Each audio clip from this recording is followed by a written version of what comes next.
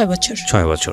তো প্রথম বড় বাচ্চাটা শুনতো নাকি মেজো বাচ্চা? বড় মেজো বাচ্চাটা আগে শুনতো, তখন ও ওর ভাইয়াকে বলছে, বড় বাচ্চাটাকে বলছে। আচ্ছা। তো বড় বাচ্চাটাকে বলে পরে দেখি ওর দুজনেই শুনতেছে। ওরা শুনে রাতের বেলা আমি ইয়ারফোন দিয়ে আমি খুব বকা করতাম, বকাঝকা করতাম যে কি করতেছো, এগুলি শুনতেছো, রাত জাগতে নেই, এমনিতেই তোমরা অসুস্থ।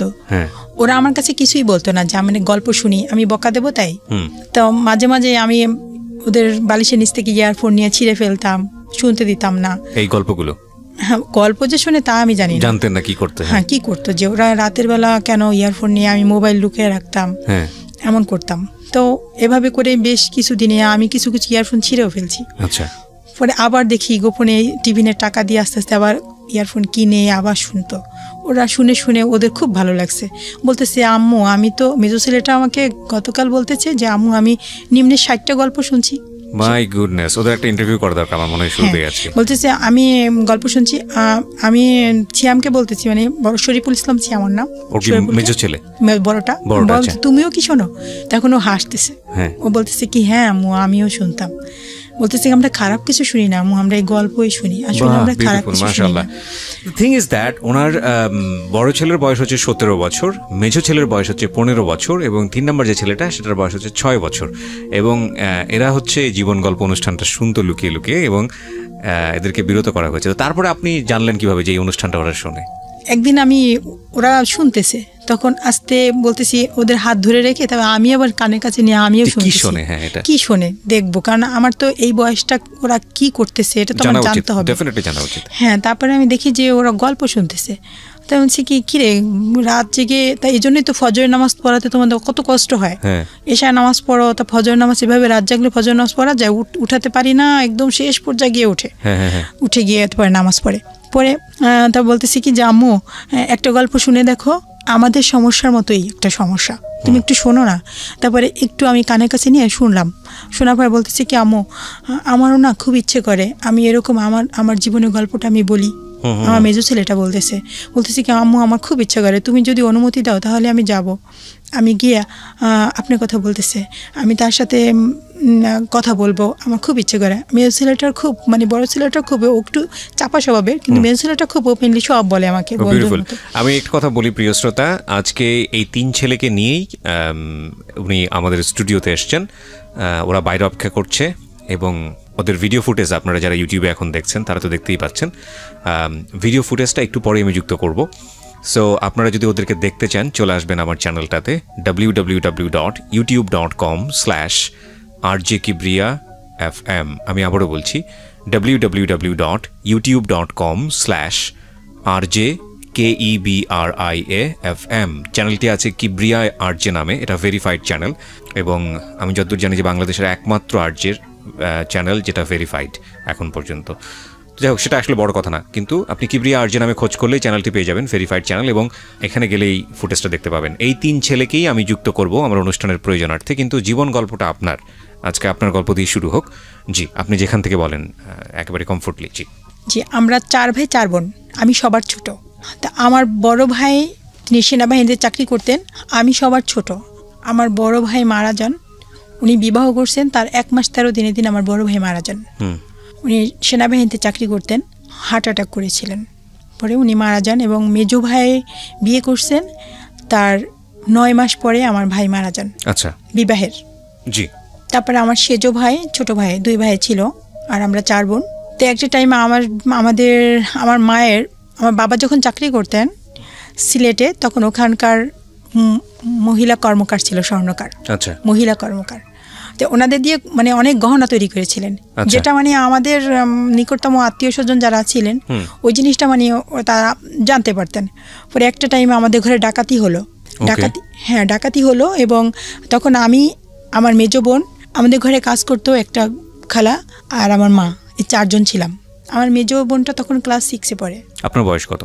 আমি তখন ছোট, আমি স্কুলে পড়ি না। ও ওকে, একদমই ছোট। মানে আপনি যেটা বলছেন আপনার নিজের মেমোরি থেকে বলছেন? না না, আমার মনে আছে, অল্প অল্প মনে আছে, সেটা একদম ক্লিয়ার না। তবে আমি যখন ডাকাতটা আসছে, ডাকাতের ভিতরে চিহ্নিত কেউ ছিল, যারা আমার মা দেখে তাকে চিনে ফেলছে। আচ্ছা, তো ঘটনাটা কি ঘটেছে?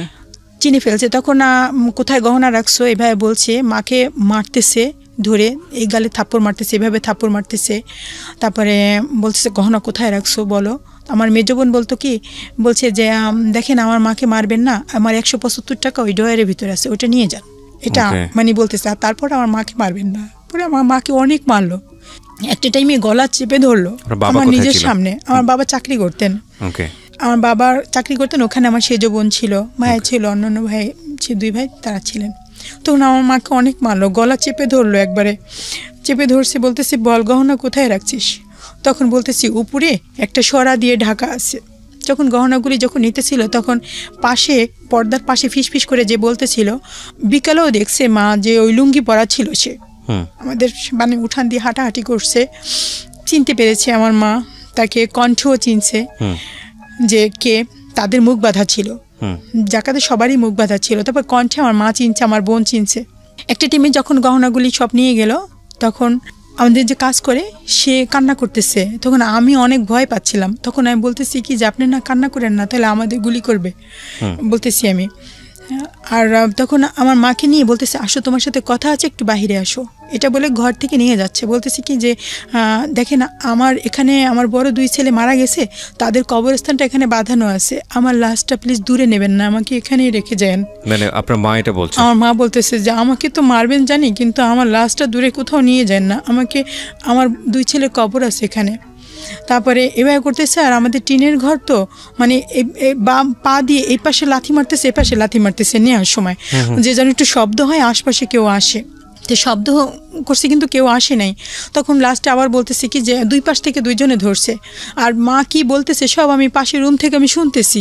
মাকে তখন দেখতেছি না, মাকে নিয়ে যাচ্ছে। তখন আমার বোনটাকে বলতেছে আমি একটু টয়লেটে যাব, মানে ওইটা বলে সে মায়ের সাথে সাথে যাবে। আমার মেজর বোনটা তো একটু বড়, তবে আমার মায়ের সাথে যাবে বলে বলতেছি কি যে বলতেছে আমার খুব টয়লেট চাপছে, আমি যাব। বলতেছে ও পিছনে পিছনে মার পিছনে পিছনে যাচ্ছে, মাকে কোন দিক নিয়ে যাচ্ছে। তখন আমাদের সিঁড়ি দিয়ে 3টা সিঁড়ি দরজায়, 3টা সিঁড়িতে নিচের সিঁড়িতে যখন নামা হয়ে গেছে তখন বলছে কি সোজা হয়ে দাঁড়াও। তখন আমার মা বলতেছে কি যে আমি একটু পানি খাবো, এ বলে বাম দিকে একটু মোড় নিছে, বাম দিকে একটু ঘুরছে। বলতেছে আমার ছোট মেয়েটাকে একটু দেখবো, এমন করতেছে। বাম দিকে 2 পাশ থেকে 2 জনে ধরছে আর সামনে গুলি করবে সে। তখন বলতেছে আমি একটু পানি খাবো, আমার ছোট মেয়েটাকে একটু দেখবো। হাত পা বাঁধা অবস্থায় ছিল? আমার মুখ বাঁধা ছিল, মানে আমার চোখ বাঁধা ছিল, মুখটা না চোখ বাঁধা ছিল, চোখ বাঁধা ছিল, কিন্তু হাত, আমি ছোট তো আমার হাত বাঁধেনি, কিন্তু আমার যে কাজ করে যে তার হাত বাঁধা ছিল, তার চোখ বাঁধা ছিল। আচ্ছা। পরে বলছে আমার ছোট মেয়েটাকে একটু দেখবো। যখন বাম দিকে একটু মোড় নিচ্ছে তখন গুলি করছে আমাকে। যখন গুলি করছে, গুলিটা একদম সোজাসুজি যদি যেত তো আমার মা একটা দুর্ঘটনাই ঘটতো। আড়াআড়িভাবে এপাশ দিয়ে ঢুকে আড়াআড়িভাবে একদম পিছন সাইড দিয়ে কোনাকুনিভাবে বের হয়ে গেছে। এবং তখন পিছনে হাত বাঁধা ছিল, এই অবস্থায় ফালে রেখে তারা চলে গেছে। আর হ্যাঁ, ওরা ভাবছে যে মারা গেছে, ওরা চলে গেছে। তখন আমার বোন জোরে চিৎকার করতেছে, আর ওই যে আমাদের কাজে বটে সেও দৌড়ে বের হয়েছে, চিৎকার করতেছে, মাকে ধরছে। তখন আশপাশের লোকজন তখন চলে আসে, এভাবে রক্ত উপর থেকে উঠতেছে, এভাবে রক্ত, পিছে হাত বাঁধা, ওটা আর কেউ খেয়াল করেনি। সে রক্ত কীভাবে করবে ওইটাই চেষ্টা করতেছে। পরে আমাদের গ্রামের বাড়ি, ওখানে গ্রামের বাড়ি থেকে মানে আমাদের যে হসপিটালটা অনেক দূরে, তো সেখানে অনেক করে একটা শাড়ি দিয়ে পুরো একদম বডিটারে আটকে এসছে ওইটা। তখন আমি ওইটা আটকানো, ওটা আর দেখিনি, মানে আমাকে তো একটু সরে রাখছে। আমি তো কান্নাকাটি করতেছে, আমি মানে কিছুই বুঝে উঠতে পারতেছি না। তারপরে আমি ভাবছি তো মা মারা গেছে। তারপরে একজন এইভাবে যখন তুলে, মানে ওখানে তো কিসে নিবে, খাটটাট এরকম নাই, তারপরে টিনের উপরে করে টিনের ভিতর ঢুকায়, পরে সেভাবে পেঁচায় তারপরে মাকে নিয়ে গেছে হসপিটালে। তখন কোনো টেলিফোনের ব্যবস্থা বা কিছুই নেই, আব্বা জানে না, আমার ভাইরা জানে না যে আমাদের ঘরে ডাকাতি হয়েছে, মাকে গুলি করছে। তখন আমার মাকে নিয়ে যখন হসপিটালে গেল, হসপিটালে যাওয়ার পরে ওখানে ওরা কোনো মতে রক্তটা একটু চেক দিয়ে বলতেছে আমাদের বাড়ি হচ্ছে মাদারীপুর, বলছে ওকে বরিশাল নিয়ে যেতে হবে। তখন আব্বা বরিশালেই চাকরি করতেন, বরিশাল জেলখানায় চাকরি করতেন আমার আব্বা। আচ্ছা, জেল পুলিশ ছিলেন আর কি। তখন ওখানে আমার বাবা ওখানে, তো মাকে ওখানে নিয়ে গেছে। এর আগের মুহূর্তে যখন এই হসপিটাল নিয়েছে তখনই একজন আবার চলে গেছে বরিশালে গাড়িতে উঠে, গিয়ে আমার বাবাকে খবরটা বলছে। বলার পর সে আবার সাথে সাথেই আবার চলে আসতেছিল। তখন আর ফোনের ব্যবস্থা ছিল না, সে এক গাড়িতে আসতেছে, আমার মাকে নিয়ে অন্য গাড়িতে আবার যাচ্ছে। তখন হসপিটালে নিয়ে যাওয়ার পরে বাবা যখন শুনলো যে আয়শা যা আমার মাকে নিয়ে গেছে, তখন আবার সে চলে গেছে। গিয়ে তাকে ডাক্তার দেখানোর পরে 3 মাস মেডিকেলে ছিল, থাকার পরে তা মা কিছুটা একটু সুস্থ হলো, মানে গুলি করছে এই সাইডটা একদম পুড়ে গেছে, আর বাম হাতটা শক্তি পেত না, এই হাত দিয়ে মানে এমনভাবে আটকানো ছিল বাধা পিছনে, একেবারে বামটা একদম অবশ হয়ে গেল, বাম হাত দিয়ে কিছু করতে পারতো না। তো অনেক দিন এইভাবে করে করে পরে এক টাইমে মা সুস্থ হলো। পরবর্তীতে যখন আমার মা জানতেন যে কারা এই ঘটনাটা ঘটেছে, তখন তারাই বাদী হয়ে থানায় মামলা দিছে, যে তাদের শত্রু থাকতে পারে না, বলছে অমক অমক এভাবে নাম করে মামলা দিয়েছে। মামলা দেওয়ার পর তখন আমার মাকে যখন সুস্থ হওয়ার পরে মাকে যখন দাঁড়া করাইছে যে এরা কি আপনাকে গুলি করছে, এরা কি ডাকাতের এখানে ছিল? তারপরে আমার মা বলছে ওরা যারা ছিল তারা কেউই ছিল না ওখানে, মানে ওরা নির্দোষ। তখন আমার মা বলছে কি আমার চোখ বাঁধা ছিল আর এরা কেউ ছিল না, আমার মনে পড়ে না, আমি কিছু দেখিনি, এটা বলছে। না বলছে সে, আমার বোন না বলছে। তখন ওদের কিছু হয়নি। পরবর্তীতে আর কি হয়েছে, মানে ওটা মামলাটা করেছিল যারা এই ঘটনাটা ঘটাইছে ওরাই, আমাদের নিজেদের আত্মীয় না। মামলা তো আপনাদের জায়গা থেকে হওয়ার কথা। হ্যাঁ, তো মামলা ওরা কেন করবে? ওরা আমাদের যে রক্তের আত্মীয়, আমাকে বাবা তো এখানে ছিল না। আপনারা যেহেতু চোখে দেখেননি, কিন্তু আপনারা গেস করেছেন যে এই আত্মীয়ের মধ্যে কেউ একজন করেছে, হয়তো নিশ্চিত আপনাদের জায়গা থেকে, কিন্তু আপনারা যেহেতু চোখে দেখেননি, সুতরাং তো আপনারা মনে করছেন যে এরাই নিজেরাই আগ বাড়িয়ে গিয়ে মামলা করেছে যাদের নিজেদেরকে সেভ করার জন্য। ওকে। তারপরে তখন ওদের আর কিছু হলো না। পরে আমার ভাই বাবা এরা বললো যে আমরা এখানে থাকবো না, মানে ওখানে ওই বাড়িতে আর থাকবে না। একটা টাইমে আমরা ওই বাড়ি থেকে আমরা মানে একটু সদরের দিকে, মানে ওটা তো ইউনিয়ন, এখন তো পৌরসভা হয়েছে, আগে একটু উপজেলা ওখানেই ছিল, একটু পূর্বায়ের দিকে, ওখানে আমরা ওই বাড়ি ছেড়ে আমরা এখানে বাড়িতে চলে আসছি। নতুন একটা আমার বাবা পেনশনে আসছে, তখন পেনশনের টাকা দিয়ে তখন ওই জায়গা কিনে ওখানে আবার আমরা একটা হিন্দু বাড়ি, ওই জায়গা কিনে ওখানে আমরা ঘরটার করে এখন বর্তমানে যেখানে আসি আর কি। তারপরে ওখানে আসার পরে আমার 3 বোনের, মেজো বোনের বিবাহ হলো। বিয়ের পরে আমার সেজো বোনের বিয়ে হলো, তখন আমি অনার্স ফার্স্ট ইয়ার। তখন আমার সেজো বোনের বিয়ের পরে আমার বড় এখন বর্তমানে যে সেজো ভাই আর কি, সেজো ভাইটাও মারা গেছে। সেজো ভাইয়ের ছেলে গাড়ি অ্যাক্সিডেন্ট, রাস্তার পাশে গাড়ি, আমি কলেজ থেকে আসছি, আসার পরে ও আবার বিস্কিট কিনতে রাস্তায় গেছে, তখন একটা মাইক্রো এসে ওকে জোরে ধাক্কা মারলো, তখন ওপরে গিয়ে মাথার একদম 2 ভাগ হয়ে গেছে। তখন আমি ওড়না দিয়ে ওকে মাথাটা এভাবে চাপ দিয়ে ধরে আমি হসপিটালে নিয়ে গেছি, হসপিটালে নিয়ে গেছি। যখন একটা ভ্যান আছে না, ভ্যানের উপর বসাই আমি দেখছি যে ও মানে চিৎকার বলতেছে যে আয় হায় বলছি, পর কে মারা গেছে, তাই আমি ভাবছি অন্য কেউ হবে, আমার ভাইয়ের ছেলে, আমি বুঝতে পারিনি। আমি যখন লোকের ভিড়ে যখন দেখি যে আমার ভাইয়ের ছেলে, আমি সৈকত বলে জোরে চিৎকার মেরে ওকে তখন আমি বুকে জড়াই ধরে তখন আমার ওড়না দিয়ে চেপে ধরছি, ওর মাথাটা চেপে ধরে আমি যখন হসপিটালে নিয়ে যাচ্ছি, তখন যাওয়ার পথে আমার কোলের ভিতরেও মারা গেছে। তখন ওর চোখের পাতাটা টিপটিপ করতেছিল, আর তখন টিপটিপ করতেছে, ওই সময় আমি শুধু বলতেছি আল্লাহ আল্লাহ বলতেছি, আর ওকে বলতেছি বাবা তোমার কিচ্ছু হবে না এমন করতেছি।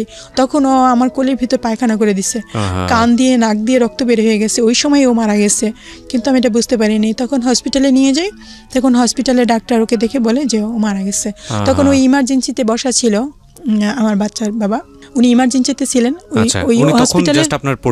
পরিচিত, আমি তাকে চিনি না, আমি জানিও না, পরে শুনছি আর কি। উনি ইমার্জেন্সিতে ছিলেন, তখন আমি তো সবসময় হেজাব পরে একদম করে চলাফেরা করতাম, তখন ওই সময় আমাকে দেখছে উনি। দেখার পরে তারপরে ওনার ওখানেও তো একটা ক্লিনিক ছিল, মানে ডায়াগনস্টিক সেন্টার ওই হসপিটালের সামনেই, তো উনি এবার ইমার্জেন্সিতেই বসা ছিল। পরবর্তীতে যখন আমার ভাইয়ের ছেলেটা মারা গেলো, তো আমি কলেজে ওই হসপিটালের সামনে দিয়ে রাস্তা, ওখান দিয়ে যাওয়া আসা করতাম।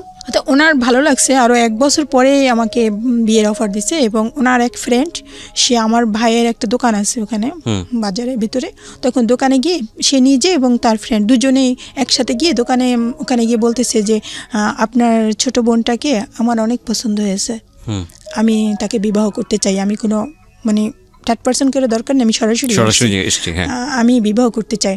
তখন আমার ভাই ভাবছে হয়তো যে আমি হয়তো চিনি বা আমার পরিচিত এরকম কিছু, বা আমার সাথে কোনো রিলেশন আছে কিনা তার সাথে, এরকম ভাবছে। তা সে ভাবির কাছে এসে বলছে, তা ভাবি আমি পরের দিন কলেজে যাব, ভাবি বলতেছে যে হসপিটালের সামনে এক্সরে করে কি তুই কি জানিস? তাই আমি বলছি কি না তো। তা বলে আমি কি কেন এই কথা বলতেছেন কেন? তোর ভাইয়ের কাছে বিয়ের প্রস্তাব দিচ্ছে তোর। তখন আমি চিন্তা করলাম কে এমন যে বিয়ের প্রস্তাব দিল, তখন আমার ভিতরে একটু তার জানতে ইচ্ছা করলো যে কে আসলে বিয়ের প্রস্তাব দিল। পরে আমি কলেজে গিয়ে আমার বান্ধবী সোহাগী বান্ধবীকে বলতেছি যে এই কলেজে এই হসপিটালের সামনে এক্সরে করে কি তুই কি জানিস? তো বলছি কেন? আমি কি জানিস ও না আমাকে বিয়ের প্রস্তাব দিছে। আমাদের বাসায় ভাইয়ের কাছে। তখন ও খুব হাসতেছে শুনে, বলতেছে কি তুই রাজি হয়ে যা। আমি কি কেন, আমি তো তাকে চিনি না জানি না, আমি রাজি হয়ে যাব। তো বলতেছে কি সে অনেক ভালো, নামাজ পড়ে 5 ওয়াক্ত, আমাদের তো হসপিটালের পাশে বাসায়, আমি জানি সে খুব ভালো মানুষ, নামাজ পড়ে খুব ভালো। তা আমি বলছি যে, তারপরে এটা বলছে, বলার পরে কিছুদিন যাওয়ার পরে তখন আমার ভাইয়ের ভিডিও হয়ে আমাদের বাড়িতে চলে গেছে। আচ্ছা, গিয়ে বলতেছে, তারপরে আমার বাড়িতে যাওয়ার পরে আমার মেজো বোন তখন ছিল, মেজো বোন বলছে যে ও তো আমাদের সবার ছোট, তা আমরা চাচ্ছি যে ও আরও পড়াশোনাটা শেষ করুক, তারপরে আমরা ওকে বিয়ে দেব, এত তাড়াতাড়ি ওকে আমরা বিয়ে দেব না, এটা বলছে আমার মেজো বোন। তখন আমার মেজো বোন চাচ্ছিল যে ভালো সরকারি চাকরি করে বা কোনো ভালো ইসের সাথে মানে বিয়ে হবে, এরকম কিছু, যে সে ওখানে ক্লিনিক কি না কি, মানে এর পছন্দ হয়নি আর কি। সে বলছে যে না, আমরা এখন আত্মীয় করবো না, ও পড়াশোনা শেষ করুক, ও আমাদের সবার ছোট, ও পড়াশোনাও অনেক ভালো, এই জন্য ওকে এখন বিয়ে দেবো না আমরা। কিসে পড়ছিলেন? হ্যাঁ, তখন কিসে পড়ছিলেন? আমি অনার্স সেকেন্ড ইয়ারে পড়ছিলেন। হ্যাঁ, তারপর তখন উনি করলো কি, ওই হসপিটাল প্লাস আমার কলেজটা একটু কাছাকাছি আর কি। তো কলেজের যে টিচাররা, তার সাথে মানে সন্ধ্যার পরে ক্যারাম বোর্ড খেলতো, বেশ পরিচয় ছিল তার। তো এক টিচারের কাছে, আমাদের ডিপার্টমেন্টের এক টিচার আর ভূগোল ডিপার্টমেন্টের এক টিচার ছিল, ওনার সাথে মানে বলতেছি কি যে আপনাদের এই রাষ্ট্রবিজ্ঞান ডিপার্টমেন্টের এই নামে আমার অনেক পছন্দ, আমি তাকে বিবাহ করতে চাই, এবার বাড়িতে প্রস্তাব দেওয়া হয়েছে, কিন্তু তারা মানে দেবে না বলে এভাবে বলে দিছে, ওরা দেবে না বলেই, কিন্তু আমাকে একটু হেল্প করেন, আমাকে অনেক পছন্দ, ওকে আমি বিয়ে করব। কারণ ও সবসময় হেজাব পরে যায় এখান দিয়ে, কখনো একটু দোকানের দিকে কোনো দিকে তাকায় না, মাথা নিচু করে চলে যায়, আবার নিচু করে আসে, এটা আমার অনেক ভালো লাগছে, আমার ফ্যামিলিতে এটা খুব পছন্দ, আমার ফ্যামিলি তো ইসলামিক ফ্যামিলি, কিন্তু আমাকে অনেক ভালো লাগছে। এটা বলার পরে তখন আমি আমাদের সে রাষ্ট্রবিজ্ঞান ডিপার্টমেন্টে আমি বসা, তো আমার স্যার আমাকে ডাক দিচ্ছে, একটু আসো তো এদিকে, গেটে গিয়ে। তো আমি আসছি, তারপরে বলতেছি কি আসো এদিকে, আমাকে নিয়ে যাচ্ছে, সিঁড়ি দিয়ে নিচে যখন নামবে তখন দেখি যে নিচে দাঁড়ানো। তখন আমি ওটা দেখে আমি বলতেছি কি স্যার, আপনি আমাকে কী জন্য ডাকতেছেন? বলতেছি কি যে আমার ফ্রেন্ড তোমার সাথে একটু কথা বলবে। তখন আমি বুঝতে পারছি যে কোন বিষয়ে কথা বলতে চাচ্ছে। তখন স্যার ওখানে আর কি ওই ব্যাচেলার টিচাররা যে রুমগুলো থাকে না, 3-4 জন টিচার মিলে, এরকম কলেজের ভিতরে আমাদের ছিল এরকম। তো আমি ওখান থেকে পিছনে ফিরে আসছি, পিছনে ফিরে এখন চিন্তা করতেছি, আমি একটু আগের থেকে একটু কেয়ারফুল ছিলাম যে একা একা কারোর সাথে কথা বলবো বা কিছু, মানে খুবই সংযতভাবেই চলার চেষ্টা করতাম। পরে আমার এক বান্ধবীকে সাথে করে নিয়ে গেলাম, যে স্যার আমাকে ডাকছে, চল তো একটু। তখন আমি একা যাইনি, আমার বান্ধবীকে সাথে করে নিয়ে গেছি, তো ও গেছে। তারপরে আমি বলছি স্যার কি বলবেন? তো বলতেছি কি যে এ তো তোমাকে পছন্দ করে, তোমার কি মত? তা আমি বলছি স্যার আপনি তো আমার টিচার, আর এই কলেজে বিভিন্ন জায়গার থেকে ছেলে মেয়েরা আসে, আর আমি সবসময় কিভাবে চলাফেরা করি স্যার আপনি তো জানেন, তা আমাকে আজকে এখানে একা একা ডাকছেন, কথা বলবো, এটা অনেকে দেখলে আমাকে খারাপ মনে করবে যে এই মেয়েটা ওই ছেলের সাথে এভাবে কথা বলে, আপনাকেও বলবে আর আমাকেও বলবে। স্যার আমাকে দয়া করে মাফ করে দেন, আমি এখানে বেশি কথা বলতে পারবো না, আমি চলে যাই। তারপরে বলতেছি কি না একটু দাঁড়াও, একটু বসো, তোমার কি কোনো এই ব্যাপারে তোমার কোনো আপত্তি আছে? তাই আমি বলছি যে আমার নিজস্ব পার্সোনাল কোনো মতামত নেই, কারণ আমার এই ব্যাপারে আমি তো সবার ছোট, আমার বোন আছে, ভাই আছে, বাবা আছে, মা আছে, আমার সব আছে, তো এই ব্যাপারে আমার নিজের কোনো মতামত নাই। তারা আমাকে যদি পছন্দ করে দেয় কোথাও, তো আমার নিজের ব্যক্তিগত কোনো চয়েস নাই যে এখানে আমার যেতেই হবে, এরকম নাই। তারা আমার যা সিদ্ধান্ত নেবে সেটাই আমি মেনে নেব। তা বলতেছে ঠিক আছে, তোমার বাসায় গিয়ে আজকে বলবা যে টিচাররা আজকে বিকালে তোমাদের বাসায় যাবে। তারপরে ওই টিচাররা গিয়ে আমার বাবা মাকে বললেন যে আপনার তো 4 মেয়ে, 3 মেয়ে আপনি বিয়ে দিয়েছেন, এই মেয়েটা, আমরাও তো টিচার, আমরা তো অভিভাবক, আমাদের কি একটা অধিকার নেই? তা আমরা এই ছোট মেয়েটাকে আমরা বিয়ে দিতে চাচ্ছি, আমরা দায়িত্ব নিয়ে আমরা বিয়ে দেব। তখন আমার বাবা বলছেন যা এটা তো আমি তো এখন রিটায়ার্ডে আসছি, আসলে ওর পড়াশোনার দায়িত্ব সব কিছু তো আমার ছেলে করে, তো আমার ছেলের সাথে একটু যোগাযোগ করে আমার ছেলে যদি মত দেয় আমার কোনো আপত্তি নেই।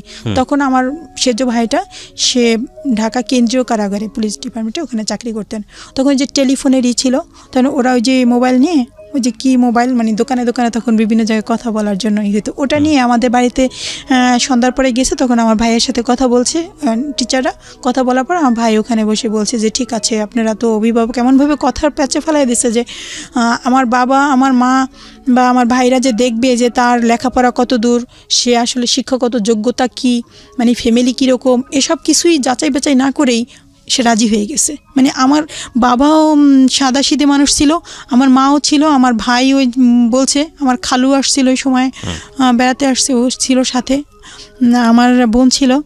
তা কিছু একটা না বুঝেই তখন তারা রাজি হয়ে গেছে। তখন আর বুঝতেই পারে নাই যে এর শিক্ষাগত যোগ্যতা কি বা কিছু এরকম কিছু সে বুঝতে পারেনি। যাই হোক, আমার যখন বিয়ে হয়ে যায়, বিয়ে হওয়ার পরপরই আমার বাচ্চা কনসিভ হয়। বাচ্চা ডেলিভারি হয়, ডেলিভারির পরে নর্মালের ডেলিভারি হয় বাসায় বসেই। তখন ডেলিভারির পরে দেখি ওর মাথাটা একটু একটু ফুলে যাচ্ছে। তা ফুলে যাচ্ছে, আমি আর বুঝিনি যে এরকম কিছু, তা ফুলে যাচ্ছে। তারপরে আমি পাশেই হোমিও ডাক্তার ছিল, হোমিও ডাক্তার আনা হলো। আমি ওই ডাক্তার আসছে, এসে দেখতেছে, বলতেছে কি যে এই ঔষধটা খাওয়ান। হোমিও ঔষধ দিয়েছে, ওই ঔষধটা খাওয়ানো হলো। মানে রাত 12টার সময় আমার ডেলিভারি হলো, পরের দিন রাত 12টায় ও মারা গেছে। কি বলেন? প্রথম বাচ্চাটা ও মারা গেছে। মারা যাওয়ার পরে আমরা বুঝতে পারিনি যে আসলে ওর কি সমস্যা, কেন মারা গেল। দেখেছি মাথা ফুলে গেছে। তখন সবাই বলতেছে যে নর্মালি ডেলিভারি হয়েছে, ওর ডেলিভারির সময় মাথায় আঘাত লাগছিল, যার কারণেই ও মারা গেছে। এটা সবাই ভাবছে, আমিও তাই ভাবছি। তখন মানে আমরা জানতাম না যে কি প্রবলেম, এটা কিছু আমরা জানতাম না। ওকে, তখন আমার হাজবেন্ডের ভিতরে চাপছে যে সে সিঙ্গাপুর যাবে। হ্যাঁ, সিঙ্গাপুর যাবে। সে কি করলো, ওই ক্লিনিকের ওই টুকিটাকি যে যা মেশিন টেশিন যা ছিল সব বিক্রি করে দিল এবং বলল যে আমার বাবার বাড়ি থেকে কিছু টাকা পয়সা দিতে হবে, আমার এরকম পরিচিত লোক আছে, সে নিবে। তা আমার ভাই কিছু টাকা দিল, আমার বোন, মা, যেখানে যেভাবে যা যা পারছে টাকা দিছে। টাকা দেওয়ার পরে সে চলে গেছে।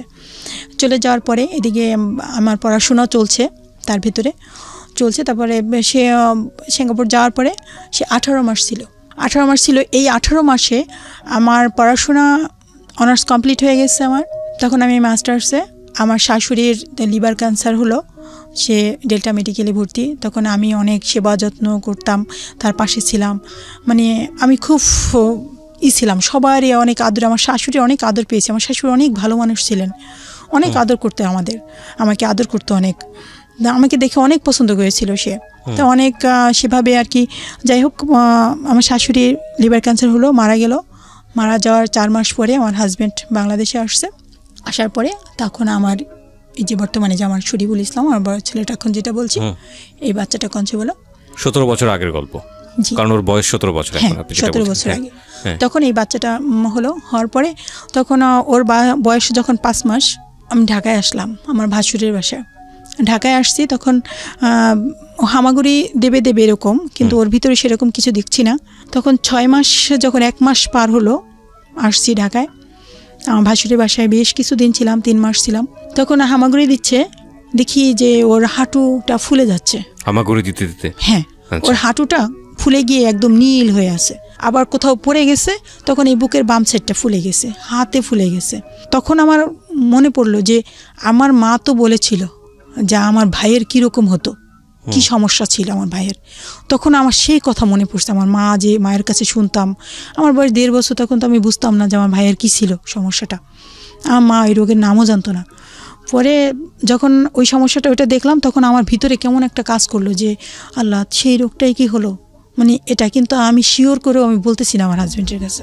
তখন আমি দেবো, আমি বিশেষ পরীক্ষা দেবো। পরীক্ষা সবই আমার নৈবেদিক যে পরীক্ষাটা, ওইটার জন্য আমার আসলো। আমার শুক্রবারে পরীক্ষা, সোমবার দিন এখন ও একেবারে বেশি অসুস্থ, 8-10 জায়গায় ফুলে গেছে শরীরের, আমার ছেলেটা ফুলে গেছে। তখন ডাক্তার এমআর খান, শিশু বিশেষজ্ঞ, উনি ধানমন্ডিতে বসেন। তখন এমআর খানের কাছে আমার হাজব্যান্ড আর আমি নিয়ে গেলাম ওকে। নিয়ে যাওয়ার পরে সে ওকে দেখার পরেই, বেশি সময় নিল না, দেখিয়ে বললো যে ওকে পিজিতে নিয়ে যান। তা পিজিতে আমি নিয়ে গেলাম। নিয়ে যাওয়ার পর ডাক্তার দেখিয়ে বলতেছে ওকে ভর্তি করতে হবে।